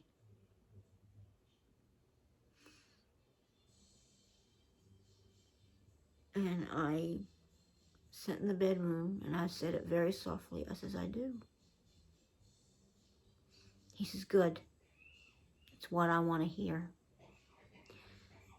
And it's been a struggle because I've had days that I've had to I've put him to the test. And I've learned so much, just step by step, the things that he's drawn me through. He's taught me how to do faith and built my faith. He's taught me trusting and believing. I'm continuing that step. He's taught me things on removing temptation. He's taught me who he is, what he is, how he is, why he is, what he's about, what certain things in the Bible is that people misunderstand. A good example was I asked him a question about the tree of life and the tree of the knowledge of good and evil. What were they? And he goes and he tells me, what do you think it is? And I was kind of hesitant because so many notions of what the tree of life is not what actually is. And people don't understand it. He says, who do you think the tree of life was to begin with? I kind of pondered for a moment after reading the Bible. I was sitting at my study table. He says, I want to ask you again. What do you think the tree of life is? And why it was separated from Adam and Eve? And I go, well, I'm assuming the tree of life had to do something with eternal life itself. He says, you're correct. He says, let me give you a notion. He said, the tree of life is a physical thing, as the tree of the knowledge of good and evil is a physical thing. Take the concept of a human body. When it refers to a nation as a tree, it's usually people or a person or a thing. And I looked at where it talked about the two witnesses and the two trees and this and that and the other, and I go, okay, so if that's an olive tree, So what is a tree of life? What does it represent? And I started thinking, wait a minute. And I heard him chuckle. I says, the notions they teach that the tree of life was a physical tree that Adam and Eve eat, or the tree of knowledge of good and evil, they partook. Ugh, I don't even want to talk about it. But anyway, we'll just say the sin that they did developed from this habit they done.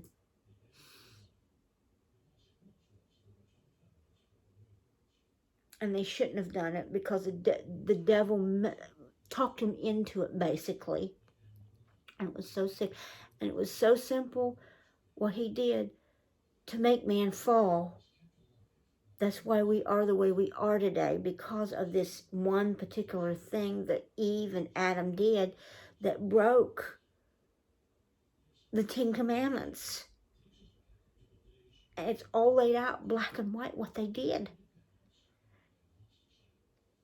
And people miss it. They totally miss it. And so therefore, God run man out of his garden because he was the tree of life. And the tree of life is the Lord himself. And that tree of life sacrificed himself to bring man back to his holy grounds. In other words, Adam and Eve, when they were created, they were not just a being in a shell with a soul. They had a spiritual connection to the Father in a way that we fathom today. They had faith. And they broke that faith by doing the things they done. First thing was how would you say? There's 10 covenantal rules that they broke. First, they put Satan above God. Then they put Satan as an idol, which he tells them not to have idols. The only thing they didn't break was the Sabbath. And we don't really know if they did that or not. And the next thing it says, do not commit adultery. Do not covet. They did that. She coveted after a certain thing, which I'm not going to describe. And then they bared false witness. We don't know if there was murder there. We don't know if stealing was there. We don't know. But we do know that when Eve done it, she convinced Adam to do it. It's something that not many people have delved into or asked God about, really. And I asked him. And it was revelatory. That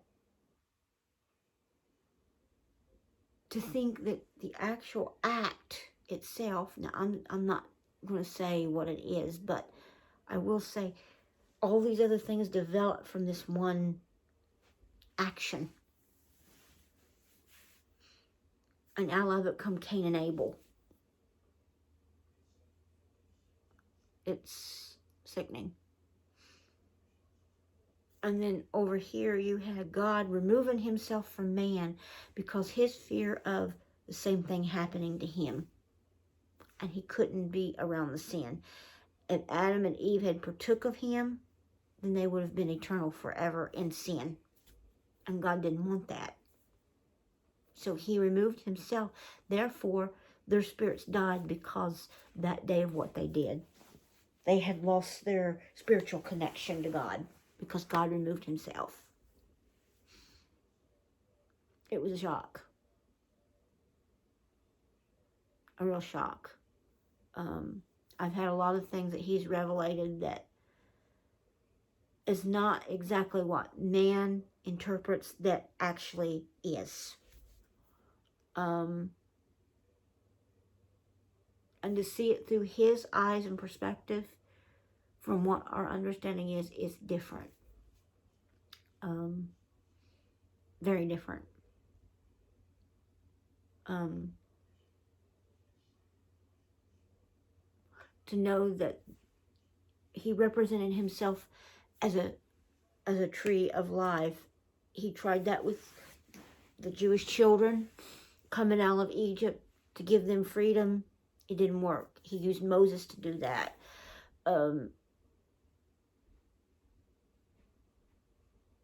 I'm still doing something. And to see the analogy that he used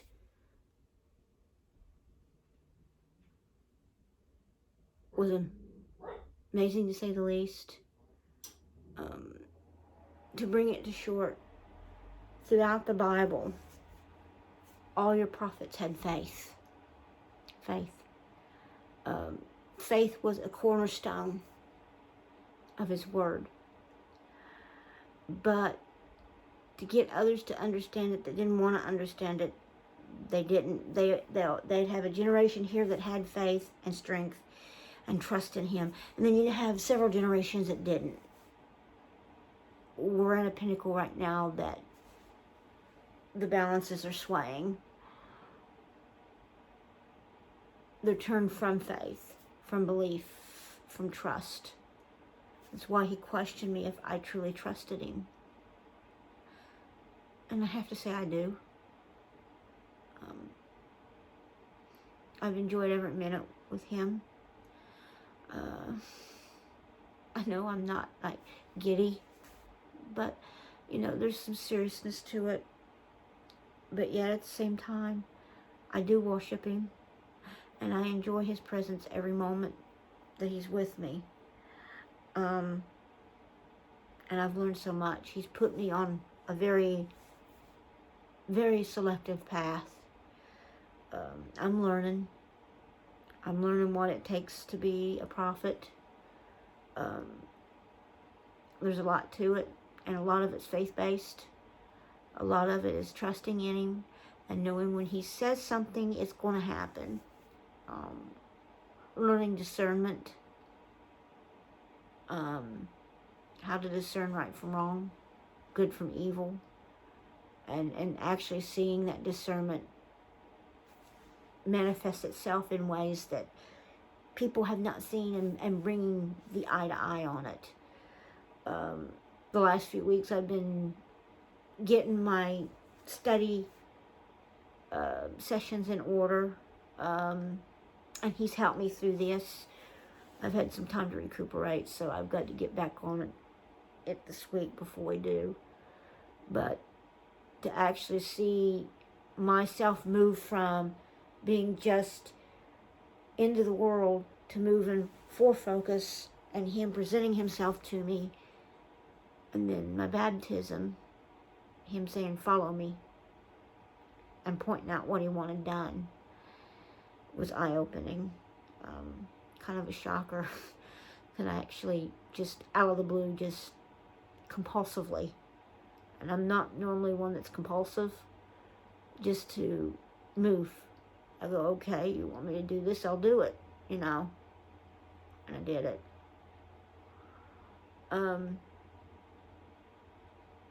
I'm just sitting here now trying to explain to people what my mindset was that evening, last Sunday, but also give a little bit of background on me,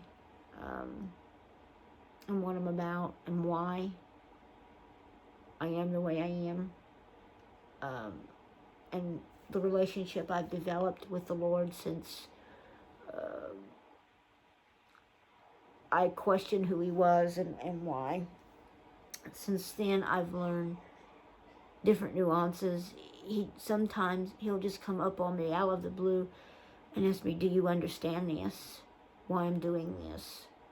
Other times he uses it to remind me that his presence is always there, and that he loves me. And then other times he'll make himself quite known.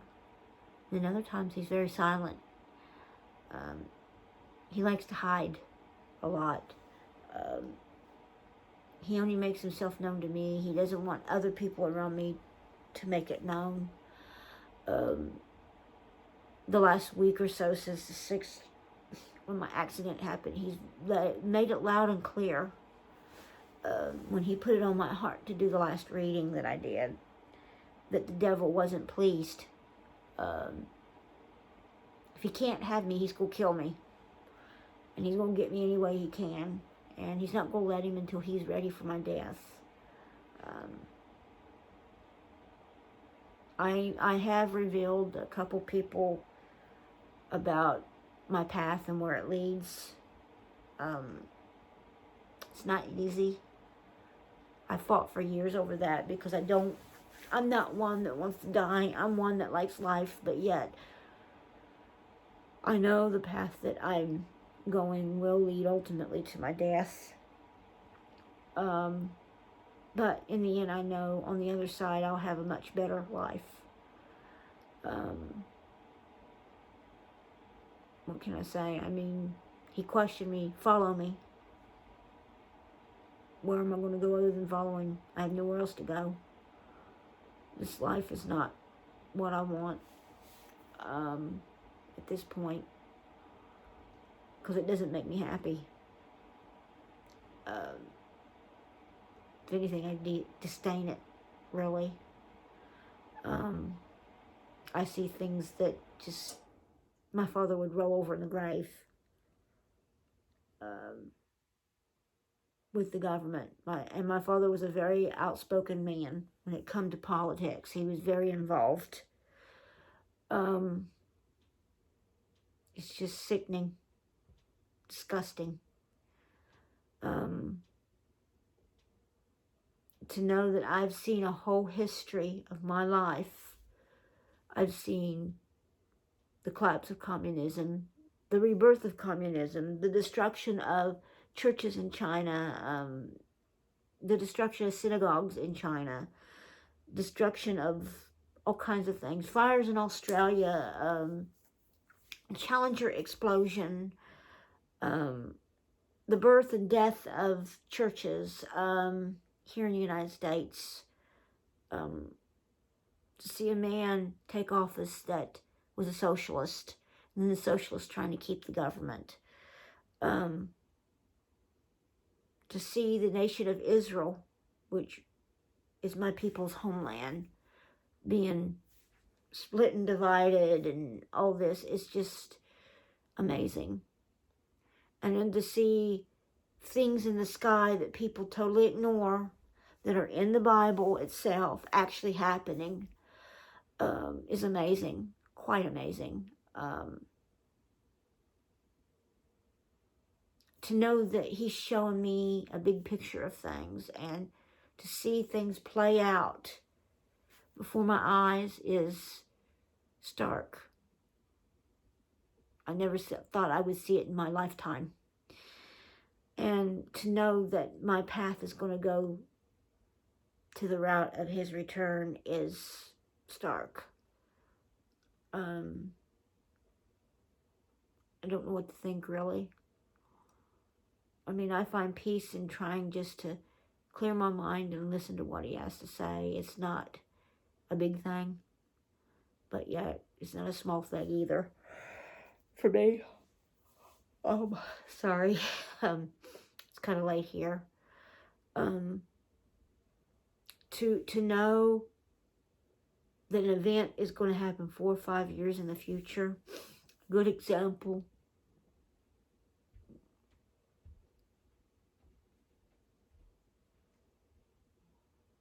Was my brother's death. I seen it nearly 20 years before he passed. I seen my marriage to my husband, the World Trade Centers falling, even my father's death, several years before he passed.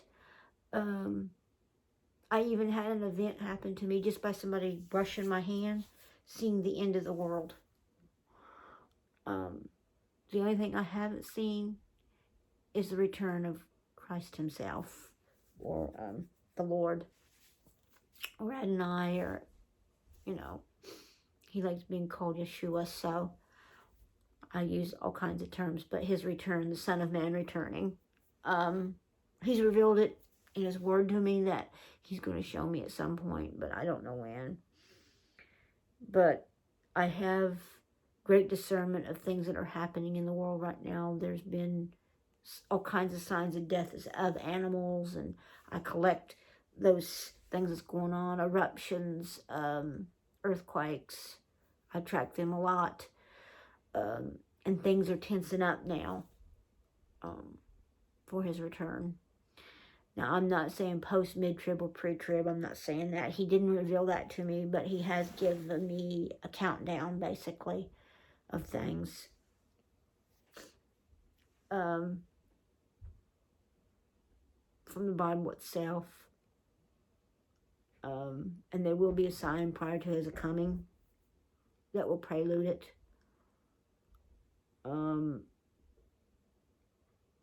When, I don't know.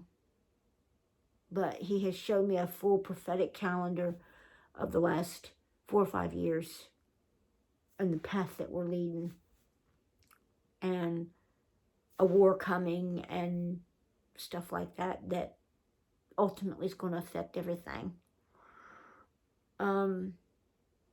Right now things are setting up for the appearance of the Antichrist, one world government, and other things that's stark, that I couldn't imagine 11 years ago, or 12 years ago, or 20 years ago, or as a little girl.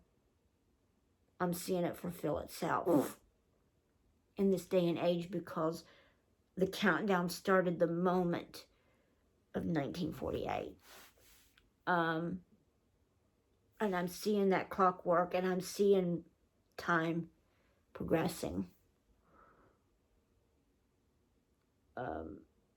It's amazing. Really amazing. We got perilous times ahead of us, and we're going to see a lot more. And whatever I can do for the Lord above, I want to do. His completion, he showed me prior to his coming what's going to happen and what he wants done. And it's a big task for one person to do. I do know that when he told me to get baptized again, to follow him into the waters, that was for me to step forward and present myself to the church in unification.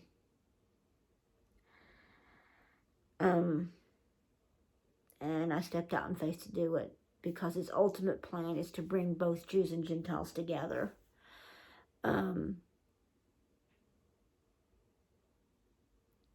Right now they're separate. You can't have two divisions. We must,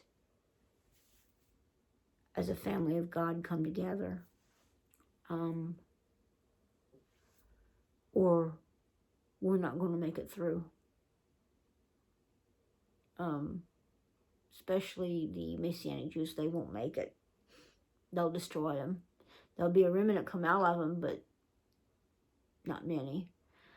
As far as I know, right now there's only about 385,000 of us right now saved, and we're growing every day, but it's not like the whole nation. And it says in the end times the whole nation of Israel will be saved. I will tell you this, and we'll revelate a little bit. A thing that he revealed to me, people think that when we are taken out of here, that there's going to be survivors. According to him, there's not. So get it straight.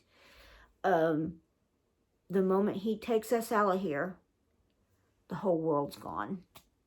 And then he's going to resurrect those bodies again and judge them accordingly. There's not going to be any time to say yes or no when it happens. It's just going to happen.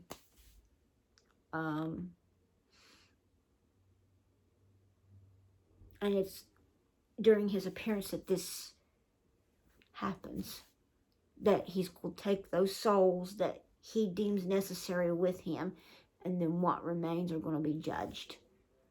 He's going to raise every soul in a resurrection, both dead, good and bad. good or bad. And then once he raises the good or bad, they're going to be separated. Just like you said, separate the chaff off of a piece of rice. Those that believe in him will go to eternal life, and those that don't believe go to eternal death. There's not going to be any in-betweens. And I know where I stand, because he's told me where I stand. He's told me I have a good heart, clean heart, and I'm seen righteous in his sight. I still got a lot of work to do, but I do know where I stand with him, and that he's going to be with me for a long time to come. But just them to think of taking the whole world that we have and it just being on fire and destroyed, and man's body is being burnt to ash.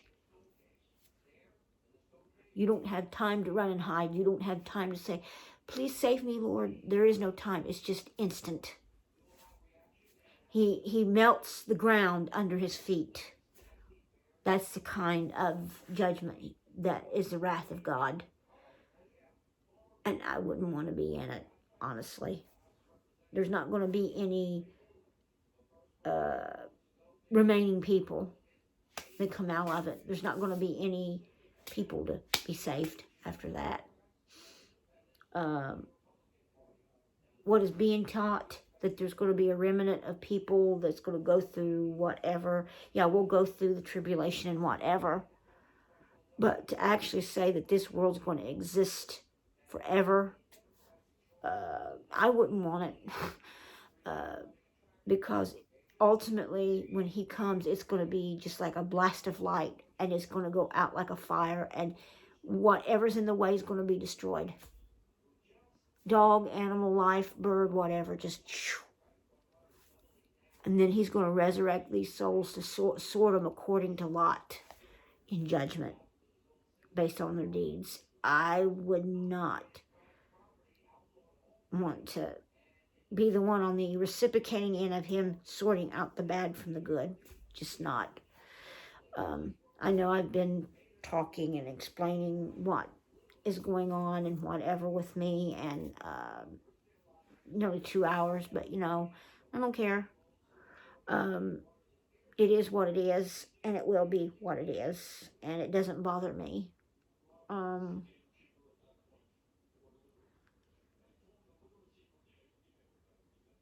Because it explains a little bit about what's going on with me at this appropriate time. But he has revealed a lot from his word itself. He uses little nuances. Sometimes he'll give a little nickname, like Aloma, which means dove, or he'll use my term name from the Bible, Star. Sometimes he actually uses my real name, and other times he just calls me child. But he makes it clear what he wants me to write, and it comes from his word, and then he will interpret what he wants interpreted in that, for my understanding. But it all comes from the Bible. It all comes from both New Testament and Old. He'll say, well, I want you to put this in there to gain understanding of me, according to how I can show you. And it's amazing, some of the stuff that has come out of the interpretation of it. I won't reveal that stuff here unless he wants it revealed. But if my church members want to look at it, certainly I'll let them look. But it's just the nature, the repetitive, showing different scriptures, showing different things he wants me to look at. Sometimes he'll repeat himself 3 or 4 times to make it clear that this is what he wants me to know. And then he'll go in and also interpret names. Sometimes he'll have me go in and look up names, what those names mean, and replace those names with that idea. And it makes sense once you understand the inner workings that's inside that Bible. It's stark. like there was one area talking about Enoch, and Enoch means per se a certain term, and I replace it with that term or definition, and it's like, whoa, you know. Like Joseph means gift. I am a gift of, or Saul means prayed for, and he will say, these people prayed for you, you're prayed of. Moses, well, everybody knows what Moshe means. Moshe means savior or deliverer. And he puts himself in as savior and deliverer, and what he's doing with his blood, for what he did in heaven. So when he was crucified, he literally, the Ark of the Covenant on earth, he sprinkled his blood on the Ark of the Covenant. Okay? And then he took that and presented it before the whole hosts of heaven as an atonement for our sins.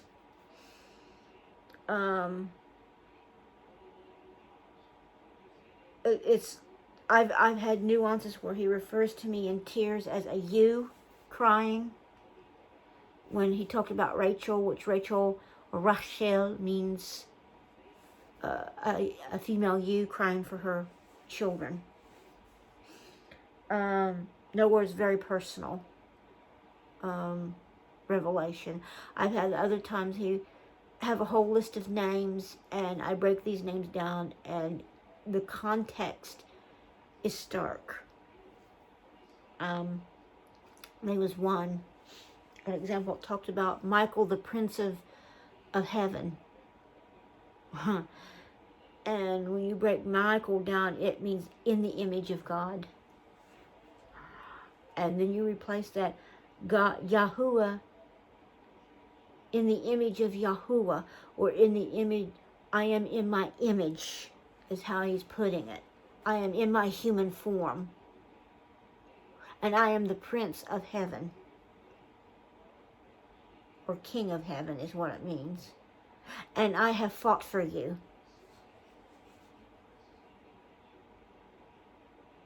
Which was stark.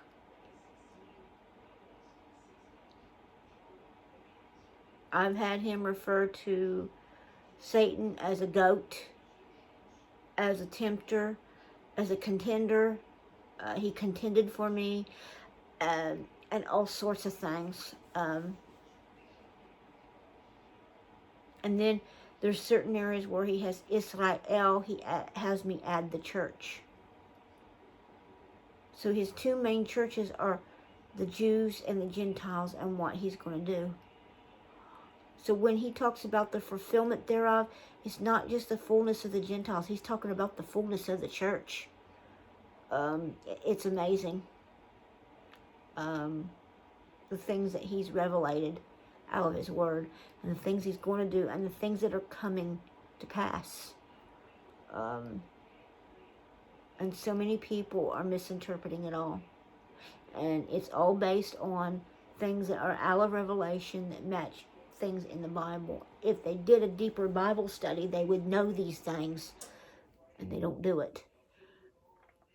They only touch on a surface and go from there.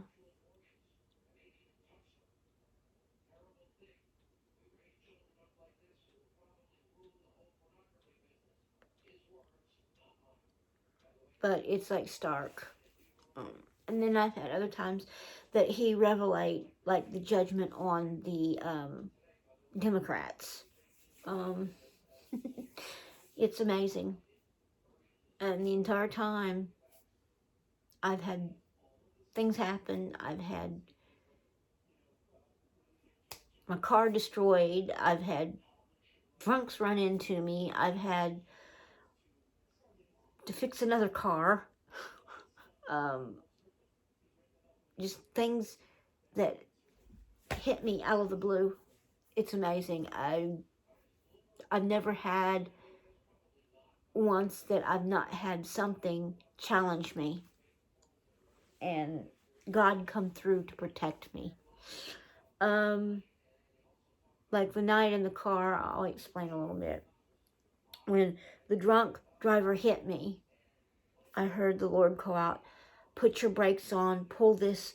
He was literally showing me what I need to do to stop me from hitting a pole, which was a miracle in myself that I walked away from not being killed. But I survived it. And I'm still here and talking to you now. It's just been a lot going on, a lot being done, a lot said. And no, I look at it this way. I'm blessed to be alive. It's a miracle. My life has been miracles, and I've not really realized it till now. And I'm just blessed that He can use me in the way He needs me. And I'll try to do what I can. I'll follow Him, like He said. Follow me. I'm going to do that. And wherever it leads me, I will go. And I know my ultimate destiny, and I know His ultimate plan for me. But that's my testimony, and my experience with the Spirit so far. I don't talk much about it in life groups, nor do I talk about it much at the church, and I'm going to. I pretty well keep quiet, but my life has been a very eventful life the last 5 months. It still is. He's still very active. He's not as pronounced now as it used to be. When I first started, it was like every day, 3 times a day, sometimes 4 times a day. And now He's making Himself a little more aware in my church surroundings, and I'm looking for something to happen there eventually. I had one episode, my mom pulled me out of it. God told her to pull me out of it, but sometimes He can get strong, and eventually something will happen or break.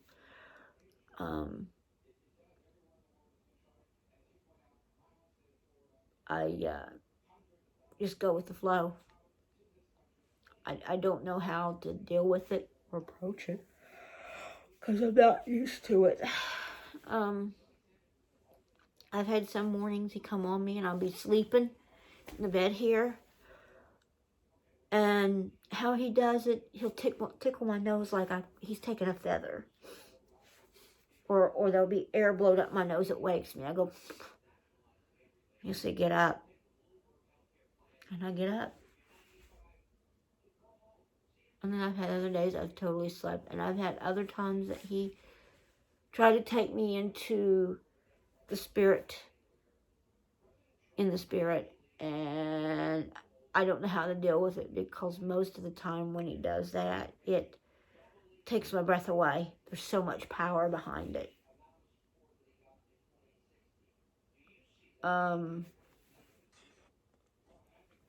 It's not like I haven't experienced an experience like that. It's just experiencing it and know that it can happen. Right now, He's more so focusing on me hearing His voice right now. As He's told me in the Bible, He's the one that trains His prophets. Nobody else trains the prophets. He will announce a prophet, or He will call out a prophet, but He trains them before He actually sets them to do His will. So He definitely has appointed me to the office of the prophet. He's made it loud and clear. And there will be another one besides me that will come up in behind me. Elijah always comes first before Moses or Moshe. So I'm not saying I'm Elijah.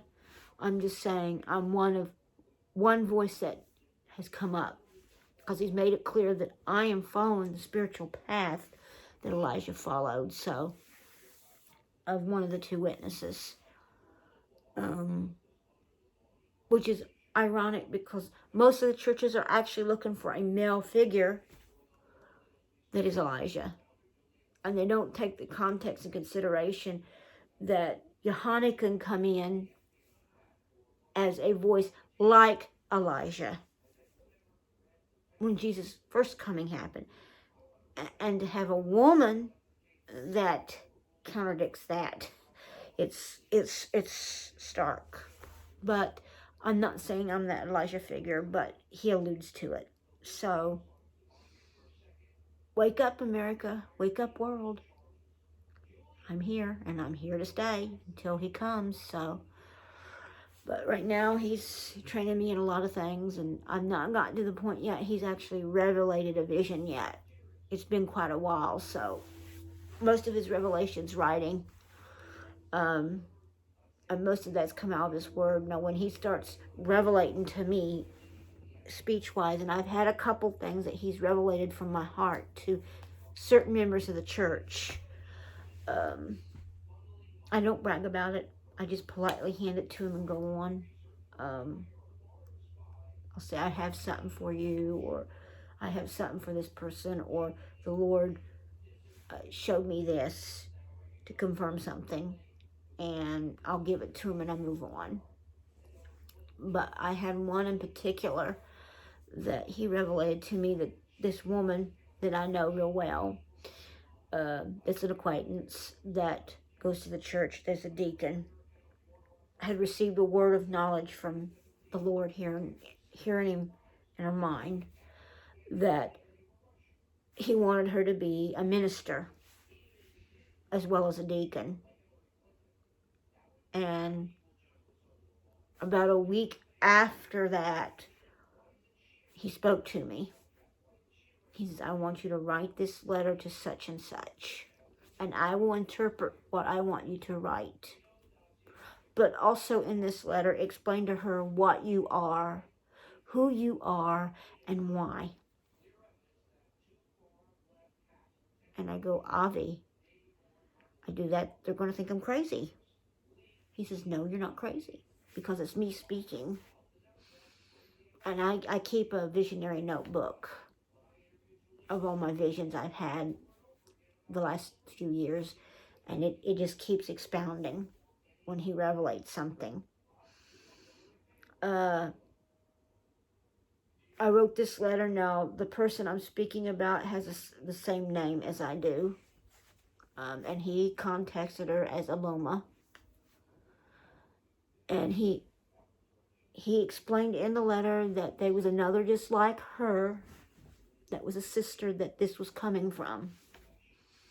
And this sister was told to write this in understanding of giving her an answer. She had prayed for an answer, and I was giving that answer back with verses from Revelations 12 about the two witnesses. And he explained what I was, who I was, and why. And that eventually that where my direction goes beyond just being in this church, and who I am on the national scene, and where I will go on that national scene, and what I prelude to, which is quite stark to say that the Lord would reveal things that he's revealed to me, revealing them to her. Now, she's the only one that this has been revealed to, and now I'm putting this out there for the other church members to see it. I am the Esther spoke of by Kim Clement. There was one other that spoke of me several years ago, but the Lord didn't reveal everything about me. I have been in hiding for many years because he kept me hid. Most prophets are hid until they're revealed. And I'm just now, he puts on my heart to reveal a little bit. I had some goings with Glenn Beck by writing an email, and I went under the name Archangel Deborah. Hey, Beck, it's me. And I started a movement the Tea Party, all of that. And he's really went all out with Mercury 1 after that. Just a little encouragement for him. I've had several other people that I have revelated to privately through email that are now influencers. But I never revealed who I was. I always went under Archangel Deborah. Well, here's your Archangel Deborah. She's real, and she's actually not what you think. Back a little bit here. Since that time of going back, I went back into hiding. For about 2 years, Glenn Beck was trying to figure out who this person was because they wanted to find out who this leader was that started a movement with him of restoring America. The Lord had revelated to me the important purpose of writing that letter and as to why. And I quoted the verse from Deborah talking about Barak and what happened to Barak. And who actually killed this particular king. It was stark. It was mainly made for encouragement, just to prove that I used the term Deborah. I have many mantles on me. Deborah's just one of them. Deborah was a prophetess. Another Esther was a term that he uses on me a lot, which he revelated to Kim Clement. I've had other prophets that have revealed me as being the master prophet. I don't consider myself a prophet. I consider myself a child of God, and whatever God tells me to do, I do. The last few years I remained in hiding because I was of the world, and I think he was using it as a teaching tool to see how I would deal with it. And pretty much I don't deal with it. I'm very upfront. I'm very truthful. I'm very honest about how I see it. And when I see something wrong, I let you know it. I'm not one to hide it. I'm not perfect by any means, and I don't claim to be. No prophet's perfect. But when God wants something revelated, I revelate it. One way or another, you're going to get it. I can't stand wrongdoing. When Obama was in office, I couldn't understand what he was doing, let alone his people. I smelt rats then, and I still smell rats with Pelosi in them.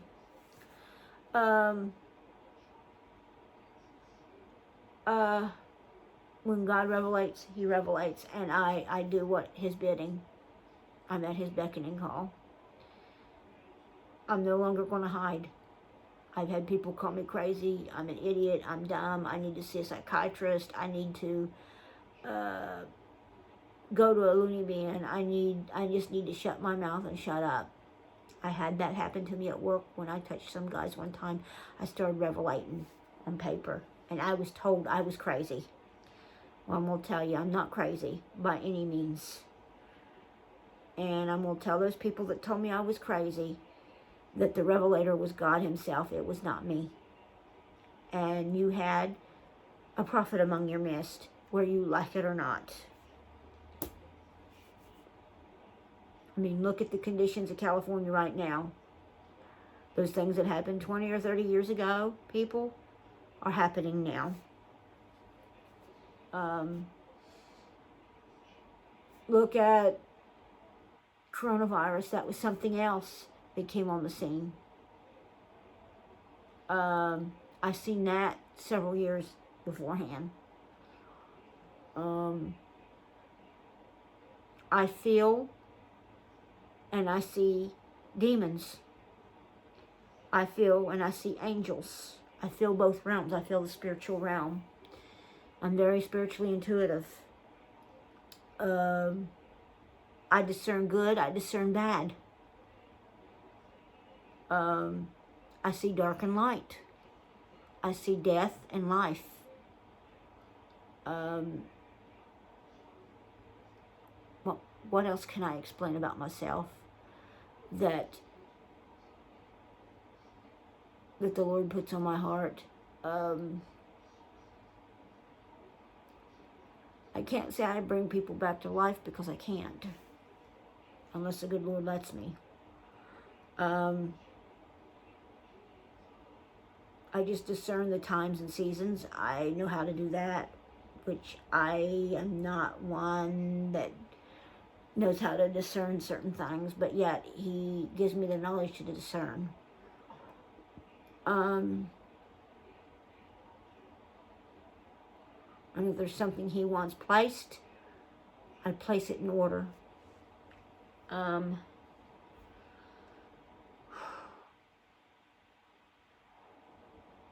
can tell you exactly when, what, where, and how, and who. I've seen the trade centers nearly 15 years before they happen. I actually, the day before my father died, I seen his aura as black, meaning death. And everybody has a halo around them, good or bad. You can't get around that, saved or unsaved. You have, your spirit reflects who you are. And the brighter the aura is around a person, the more decent the person is.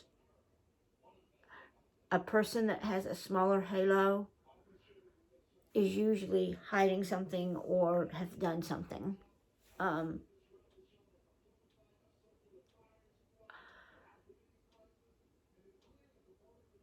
I have actually walked up to people. I did this woman one time and told her the death angel was behind her. She was going to die the next day. About 2 days later, her boyfriend, who was involved with drugs, killed her. She was in our apartment 2 days before that, trying to rent out a bedroom. I went in a total trance and it just come out of me. When the Lord wants to speak, He speaks through me sometimes. And He usually uses me to revelate His thoughts. I've done that more than one time. I know exactly the point I'm going to die, how I'm going to die, when I'm going to die, where I'm going to die.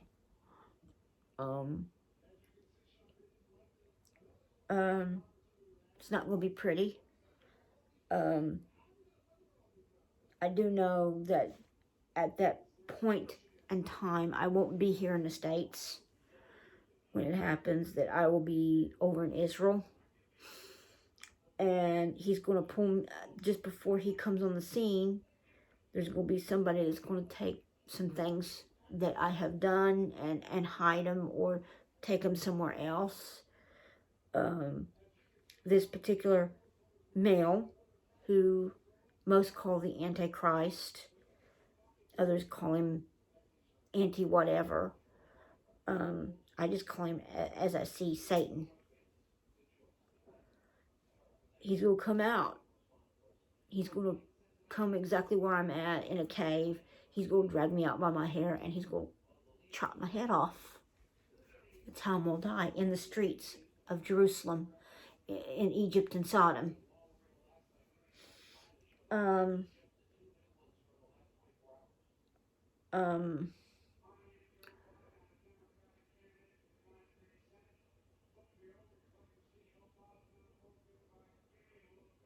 I predicted the Gulf War. I predicted Desert Storm. I predicted the Twin Towers and the repercussions of the Twin Towers and how long it would be. It was exactly that time frame. And who would end it?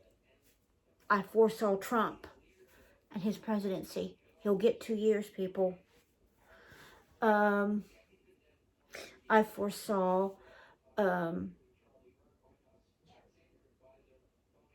events of my father's death, my brother's death, what caused it. I knew one would live, one would die, one would fall by the wayside.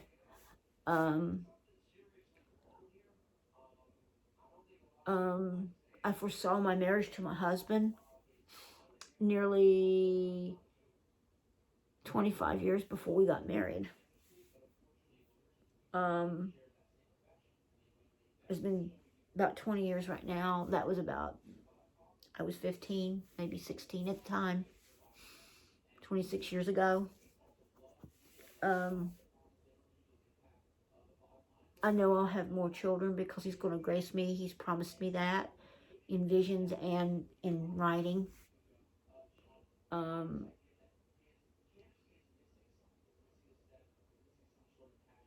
He's revealed to me who the dragon is in Revelations, believe it or not, and it's going to be shocking. And I knew that nearly 12 years before people started talking about the particular countries. They're forming now.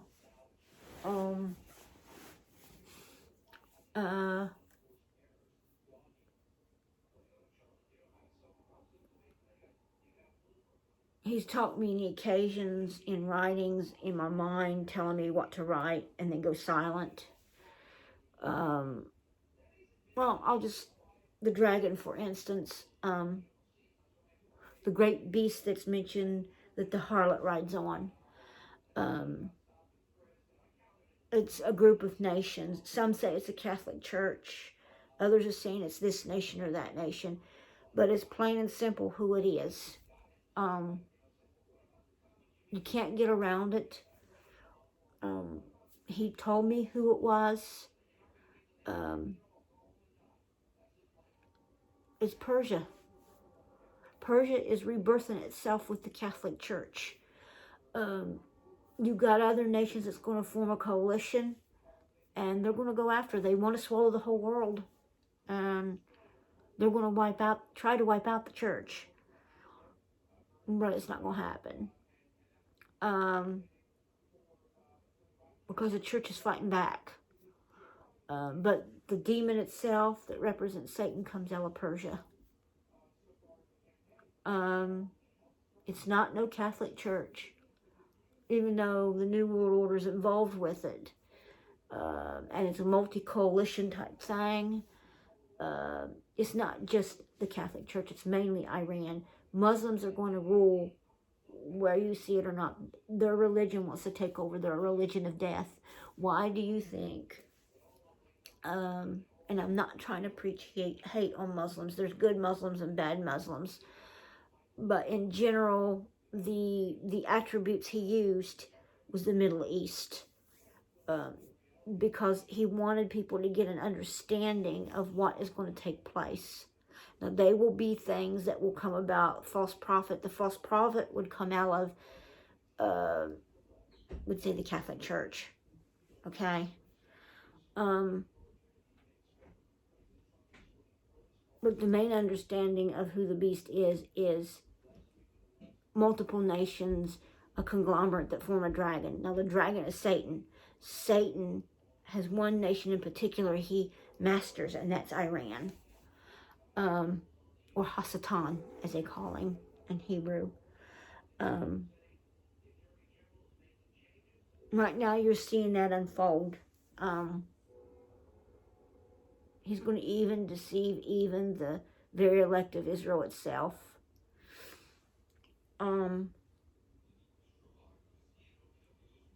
He'll try anyway. He's not here yet, but he is. But he basically springs from Iran.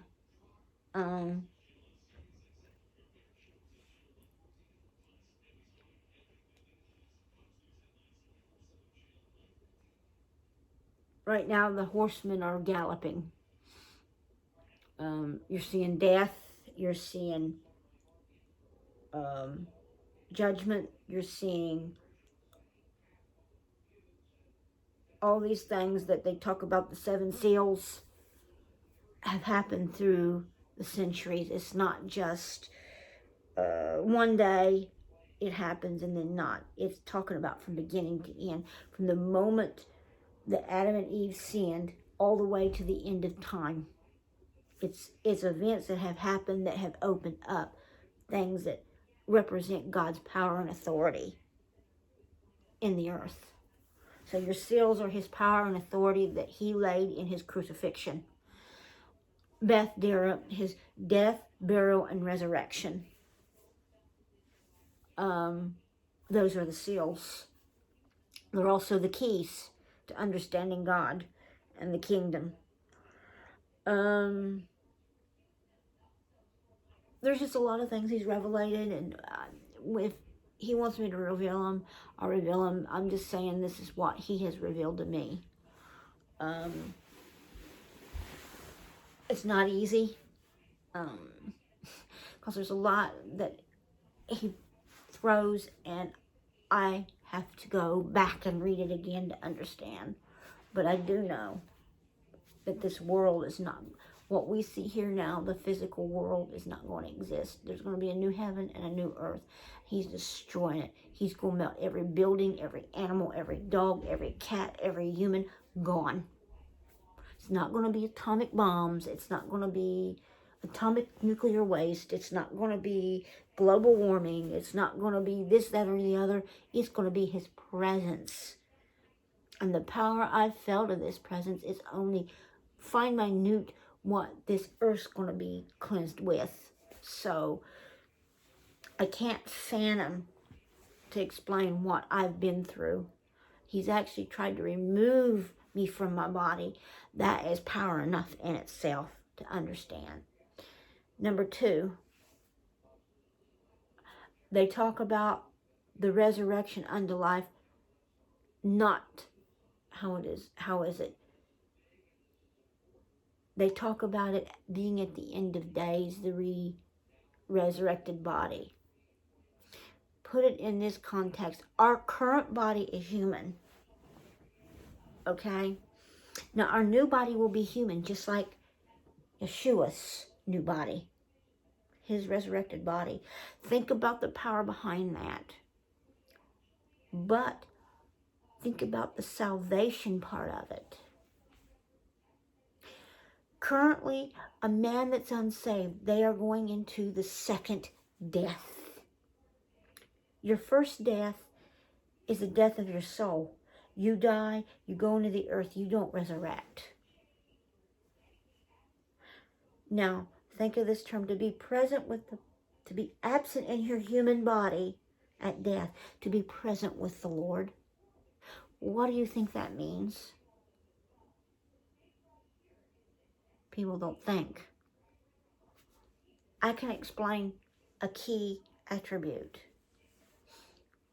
If Jesus had a divine body after his resurrection, which he did, Yahuwah had a resurrected body in his power, in his image, in his heavenly form. Think what he could do to us.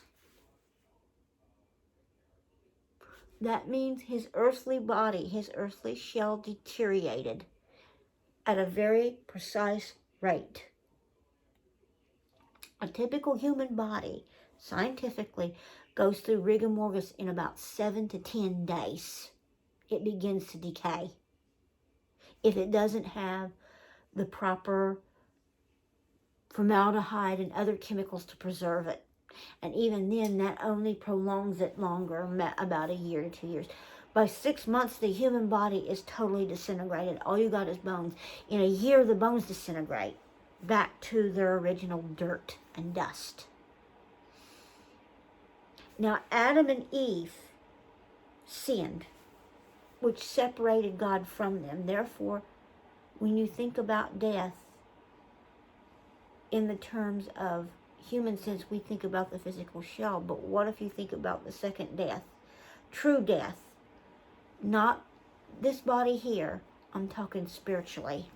Your eternal nature is dead to him.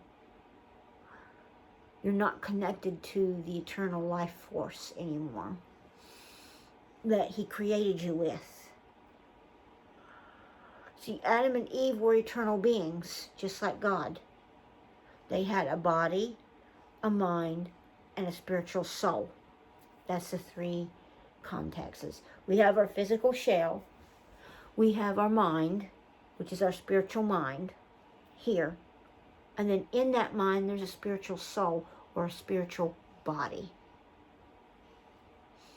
if you take a body that is separated from its creation point, from a sin, and that sin is passed from human to human to human by blood, okay, then there's only one way that sin can be passed from one offspring to another seed, unless their eternal nature is destroyed.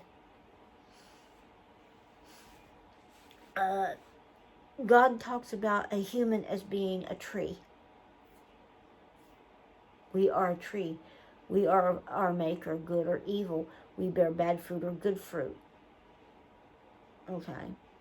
So that's the analogy he uses. Well, if you take, he took the eternal tree away from the people, away from the eternal tree in the garden, and he separated them with angels. Why would he use angels to guard his entrance to his garden, his heavenly garden, unless he was referring to himself? God is life itself. He's a human being that created humans. He's not just a spirit. If we have a triune, he has a triune. He has a spirit, a mind, or in this case a word, and a body. He has a physical human body, he has a physical human soul, and he has a physical human spirit. And that represents life. Every animal has a spirit, soul, and body. We have a spirit, soul, human, and body, but the problem is the soul's dead.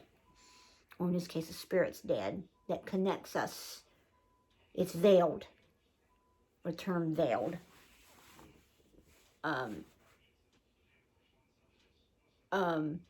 Is a term that's used in Hebrew. It means it's dead. Now, when the crucifixion happened and he was raised unto life, that means the tree of life rebirthed. That's how we get the rebirth experience. And the rebirth means the old soul puts away itself, or should we say the dead part of us is put away. And then we are reborn. So technically, our spiritual body is resurrected. Or our spirit is resurrected. From the understanding he showed me. And how he judges his creation, man and woman, child and boy and girl, is our hearts. If we've come into acceptance of him, that is our eternal nature. Our eternal nature is in the book of life. The Bible is the book of life. And then we have the book of remembrance, where he remembers things. If our name is not written in the Lamb's book of life, which that's a term they use, but what he shows me, the Lamb's book of life is the Bible. He's judging us by the Bible itself, each human being. And there's every human being in the world written in that book. No matter where you care to think about it or not, it's either given in terms or it's given in actual names. I learned that. For instance, Jonah is technically written in the book, therefore he went on to be with the Lord. But then there's a term that represents that, or a definition of that name. Like Jonah represents dove. Now I'm going to give you a little nugget for thought. In Hebrew, dove means Elohim. My name is in the book. More than one time, but it's in the book. I've been referenced as Esther, which means star, Hadassah, which means myrtle, and Aloma, which means dove. Also, he uses salam or shalom, okay, which means peace. I've even had my actual real name mentioned in the Bible without anybody really being aware that it's in there. There is a song that is written in the Psalms called the Doe of the Dawn, D-A-W-N. That's my middle name. There's another woman that I go to church with the same middle name mentioned. It's a song talking about God's forgiveness of sins and bringing back salvation. The doe of the dawn. A doe is a female deer of the field, and which is quite stark, to say the least, because the two terms, one's Native American, the other one is an actual English term, or in Hebrew, sachar, which is the duhachami ahar, which means the doe of the dawn. In Native American language, my name means deer, or of the chief meadow, which to the Native Americans, a deer is the chief or ruler of the field. So it's mentioned again. Now, my maiden name is mentioned in the Bible, Ford, F-O-R-D. Okay. And I have run to several other coincidences. He showed me how your name is mentioned in the Bible without you even being aware that it's mentioned. Moshe, or Moses, Aaron means exalted on heights. But Moshe means deliverer or savior. So Yeshua was mentioned in Exodus throughout, deliverer or savior. There was another one about Peter being the rock, which alludes to Jesus being the rock. And other names that were interpreted. So there is a sort of underlining of the Bible that people miss, that I've been shown. They've touched on it, but they haven't really took the time to take these bits and add them back to the verses, to understand the verses, to see, whoa, there's something here that shows you something that is. The context of what that person's going to do is remembered in the Bible as well as the name.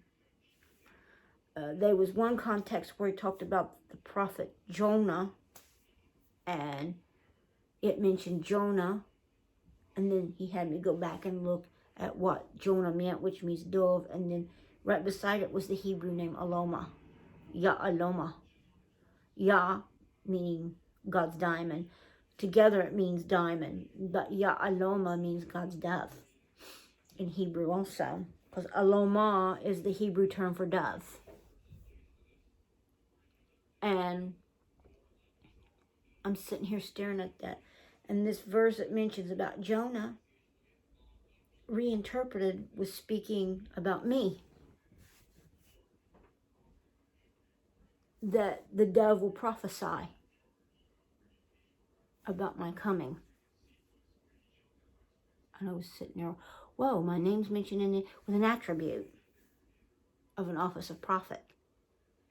And it kind of startled me. And as he started laying things out, he showed me a certain way he wanted things looked at, to where he could reveal his whole thing of understanding.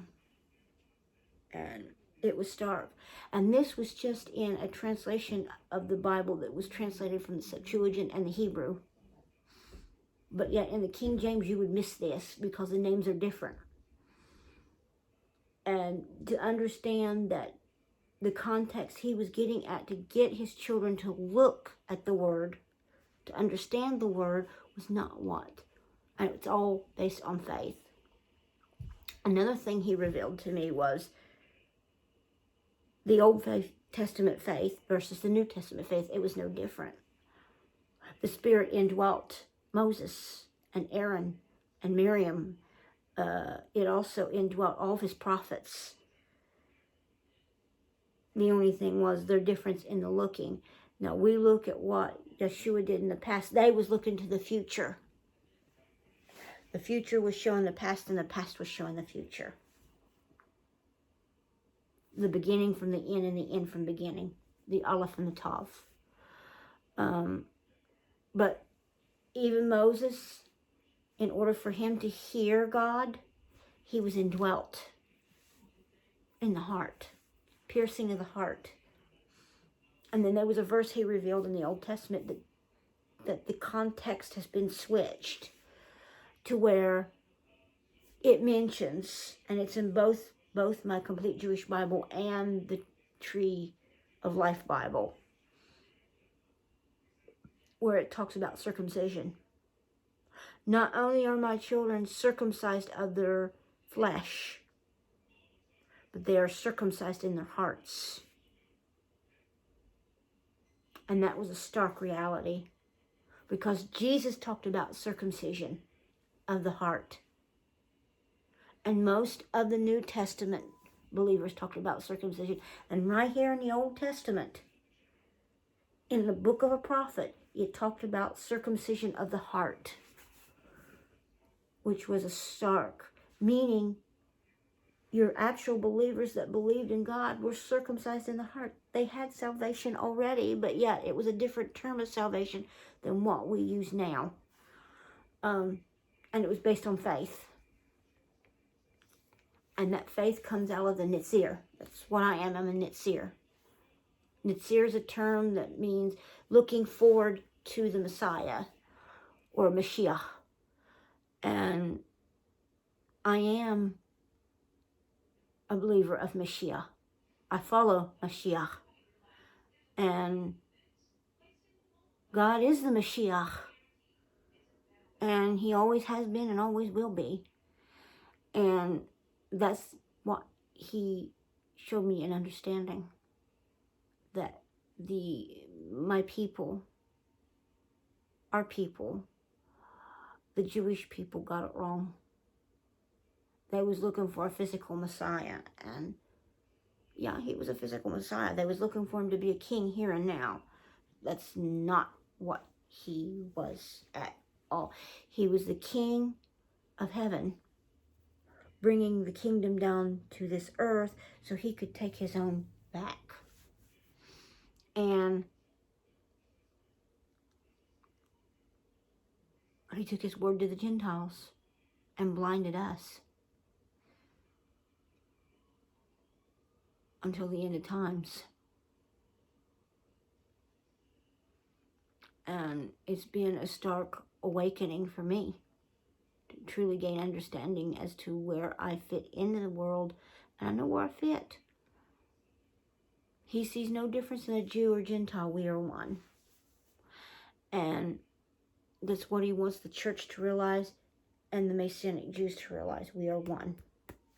Sid Roth is teaching it now, and several others are teaching it now. But it's not a hearing. And I'm that brick and mortar that starts it again. Originally, the churches were one unity. And because of things that happen, it split. And he says, where you got two, they fall. And the Jewish church went into hiding for nearly 2,000 years because of persecution. And even the regular church was persecuted that truly believed. The Catholic Church took care of that. But that's beside the point. What he's wanting now is it brought back together as one. And I see that now. And he wants Echad to be understood.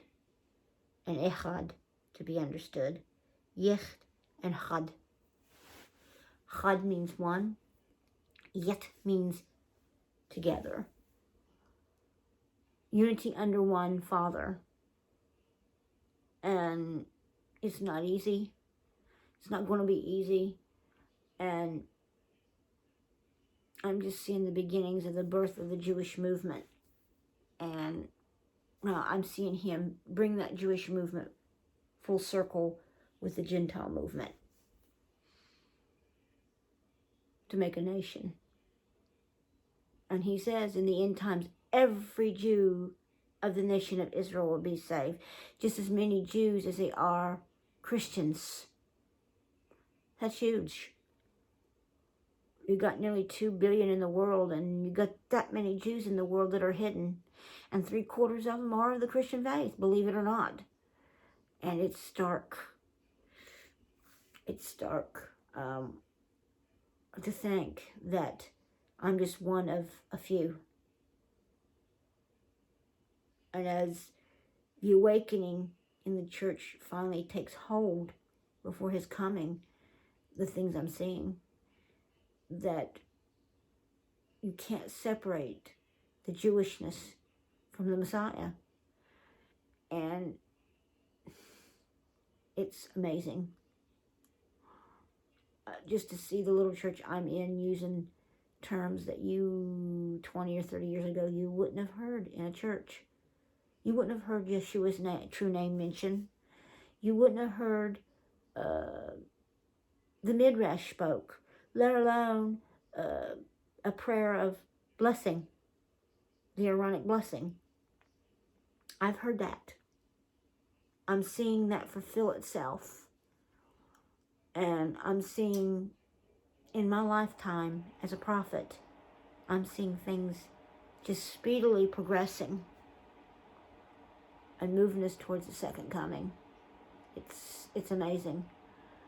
And to know that he's coming, and he's not coming as a boy. He's coming as a man, a king. How can I say? Is amazing. It's amazing in myself he revealed himself to me again, let alone the things that are taking place. For those that haven't seen him, it's amazing. I'll give you the analogy. Think of this. If you had any choice you wanted in your life to be able to behold the King of Kings in his natural form and not recognize it, would be stark.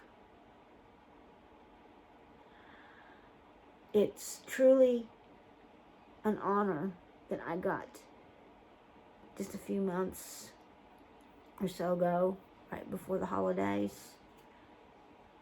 My car got wrecked one time before. That I took the time, I went on a walk. The Lord approached me and asked me to walk to a certain hilltop. So I was on my way down there. It looked like it was going to rain. It was one of those winter days, fall days that you would do whatever you had to do to get to where you needed to get. And I just took a nice long walk. And I walked down to the tunnel. On my way there, I had a car pull up behind me, and I was listening to my music on my earphones. For once, something probed me to take it off. This gentleman pulled up in the car. He had a little teenage girl sitting with him. He had mid-length hair at his shoulders, driving an dark emerald green car with gold trim. Come out of nowhere.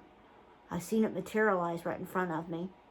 And another lady cussed him out, not knowing the significance. He stopped, and he used the name Ayin. A-Y.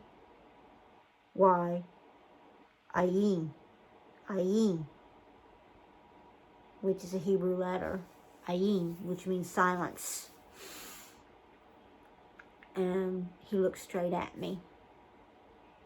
Now, there was no marks on his hand revealed. There was no footprints revealed. He told me in English, in broken English, sort of, because you could hear the Hebrew accent. He says, I know you. I know who you are. I know what you are. He says, get in my car. I'll take you where you need to go. And I kind of says, oh, no. I kind of backed off a little. I says, I'm going up here. I've got something specific that needs to be done. And I'm going up here on the hill to wait for that specific thing. And he says, I see. He says, well, you know me. My name is Ayin. Well, in Hebrew logic, if you take the allegory of what Ayin means, it means God seeing with both eyes. I didn't know at the time the experience I was having, that he appeared before me and what was in the car with him at the time. I says, well, I got to go at the top. He says, well, I don't want you to get wet. It's going to rain. And I sit there, and it was totally cloudless where I was at. Now, down the way, it had been raining and whatever, and I had an umbrella, and I was walking. And I thought it odd he would say that. But what caught me was these piercing green eyes like my own. Green. And he had kind of like amber-colored hair. A beard. Kind of low-trimmed. That was the same color. And a mustache. But it was like shoulder length right about here, and it was curly. Very slender built. And he was driving his car. And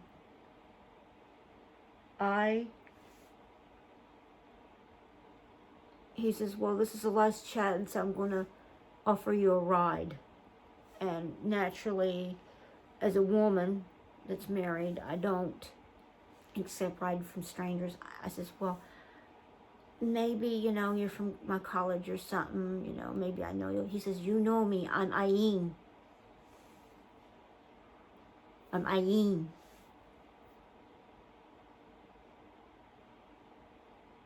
And at the time, I didn't figure what Ayin meant. I wasn't thinking. And I started looking up, as I was climbing this hill, I was taking my phone, looking up what Ayin meant. And it was saying John. And I go, whoa, couldn't be John, because he wasn't saying Ian. It was Ayin with an A. So I went to the Hebrew letters, and all of a sudden here was the letter Ayin, meaning God's eyes, seeing with God's eyes. And I floored at the top of the hill. And he had told me that he would make an appearance and show himself, and I wouldn't even recognize him. And it was him. I was staring God in the face. And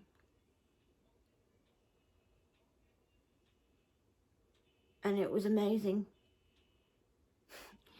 And then later I felt a spiritual presence come in on me, going down the hill as I was reading the different Hebrew letters and Ayin and what it meant. And all of a sudden he hit me. He says, I was there. Didn't you realize it was me? And I was shocked. He says, I had a little visitor that was looking at you too. And I'm not going to reveal that whole side of it. He says, I showed myself so you would know I am real. So you wouldn't doubt me. And I was literally stark that yahuwah would appear in front of me. I didn't expect him to physically manifest himself as a human in front of me. And he did. And it wasn't a vision. It wasn't a fake analogy. He was in a car which was out of the norm. And the car was like something from the 80s. It was an SUV, Jeep SUV, which was the ugliest color I had ever seen. Emerald green. with gold trim, but he says, how was it he put it? He said, human transportation sucks. And in so many terms, he wasn't very fond of humans' vehicles. He'd rather ride a horse than a human's vehicle, but that was beside the, he said it stunk. That was what it was. And I kind of analogized, I says, well, I can't help what humans build. That is our thinking in the modern times. He kind of chuckled. But he made himself known after he had left. He says, do you know why I asked you to get in the car? I said, no. He says, you were scared of the fact that you thought I was a stranger, but I wasn't a stranger. He says, I wanted to get you in the car to show you my hands and feet.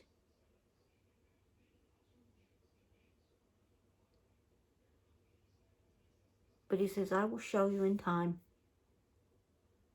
child. I will reveal everything. And I was floored.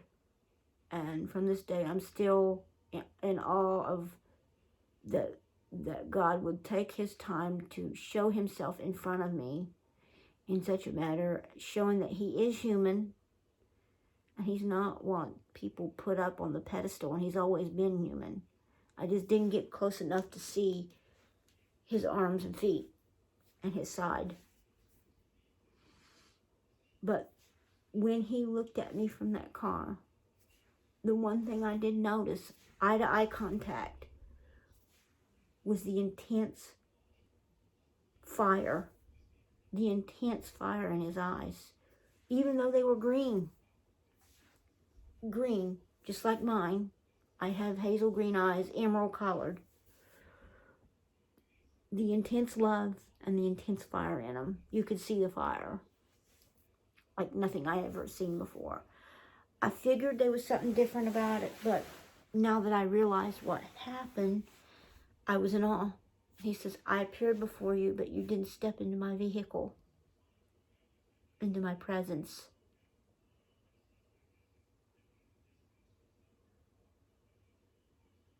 He says, I was going to talk to you physically. He says, it was good to stare upon my child, to see my creation, and to know that she's all right. And I was just in awe and wonder over it, that he would take his time out of his busy schedule to show himself to me. And all I did was, he asked one desire of me, and I wanted to see him. I've desired since a little girl to see my Savior in physical form. I've only had 2 times in my life I've seen him. One as a king in a vision, and physically seeing him in human form, which wasn't a vision. And he revealed to me later in our Bible studies that he's only ever revealed himself 500 times in human history to 500 people. And it was amazing. I'm 501. Now, he has revealed himself to 500 other members of people I know physically. But this was my first experience. And what I was seeing was stark from what paintings show. He doesn't look like that at all. He looks more like the image on the shroud. The young man on the shroud of Turin. And it was stark. It's something that I'm not used to seeing. And it probably won't be seeing it for quite a while. But he has revealed, there will be other times that he will reveal himself to me. He did reveal himself as a young man at Impact Church, believe it or not. And I've not seen that young man since. So I know he's moving in this area. I've had spiritual encounters in this area you wouldn't believe. I've had angels. I've had demons. I've seen angels. I've seen demons. I've seen it all. So I know the forces of good and evil right now are coming together in this little town. And it's only a matter of time. I know he said Hasatan will reveal himself to me at some point.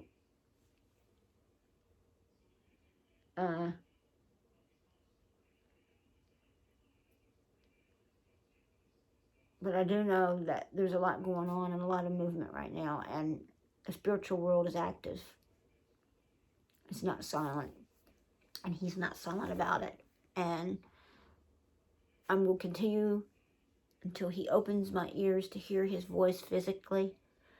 Right now, it's audibly up here, but he's promised me that I will hear his physical voice, and he will talk to me just like he did to Moshe and others that followed him. And he did have quite a camaraderie with Moshe, believe me. But right now I'm just in the early stages of developing things, and it's going to take time. Well, I explained what's been going on with me 3 hours long, but I'm glad I got time to sit down and explain where most of my visions are coming from, and my words of knowledge, and who and what and how I see things and how he showed me things. So just hang in there with me, and we'll ride this road together, learn together as we study. And I'm going to say Shabbat. I'm going to say Shalom, and have a wonderful evening, and God bless you. See you guys later. Bye.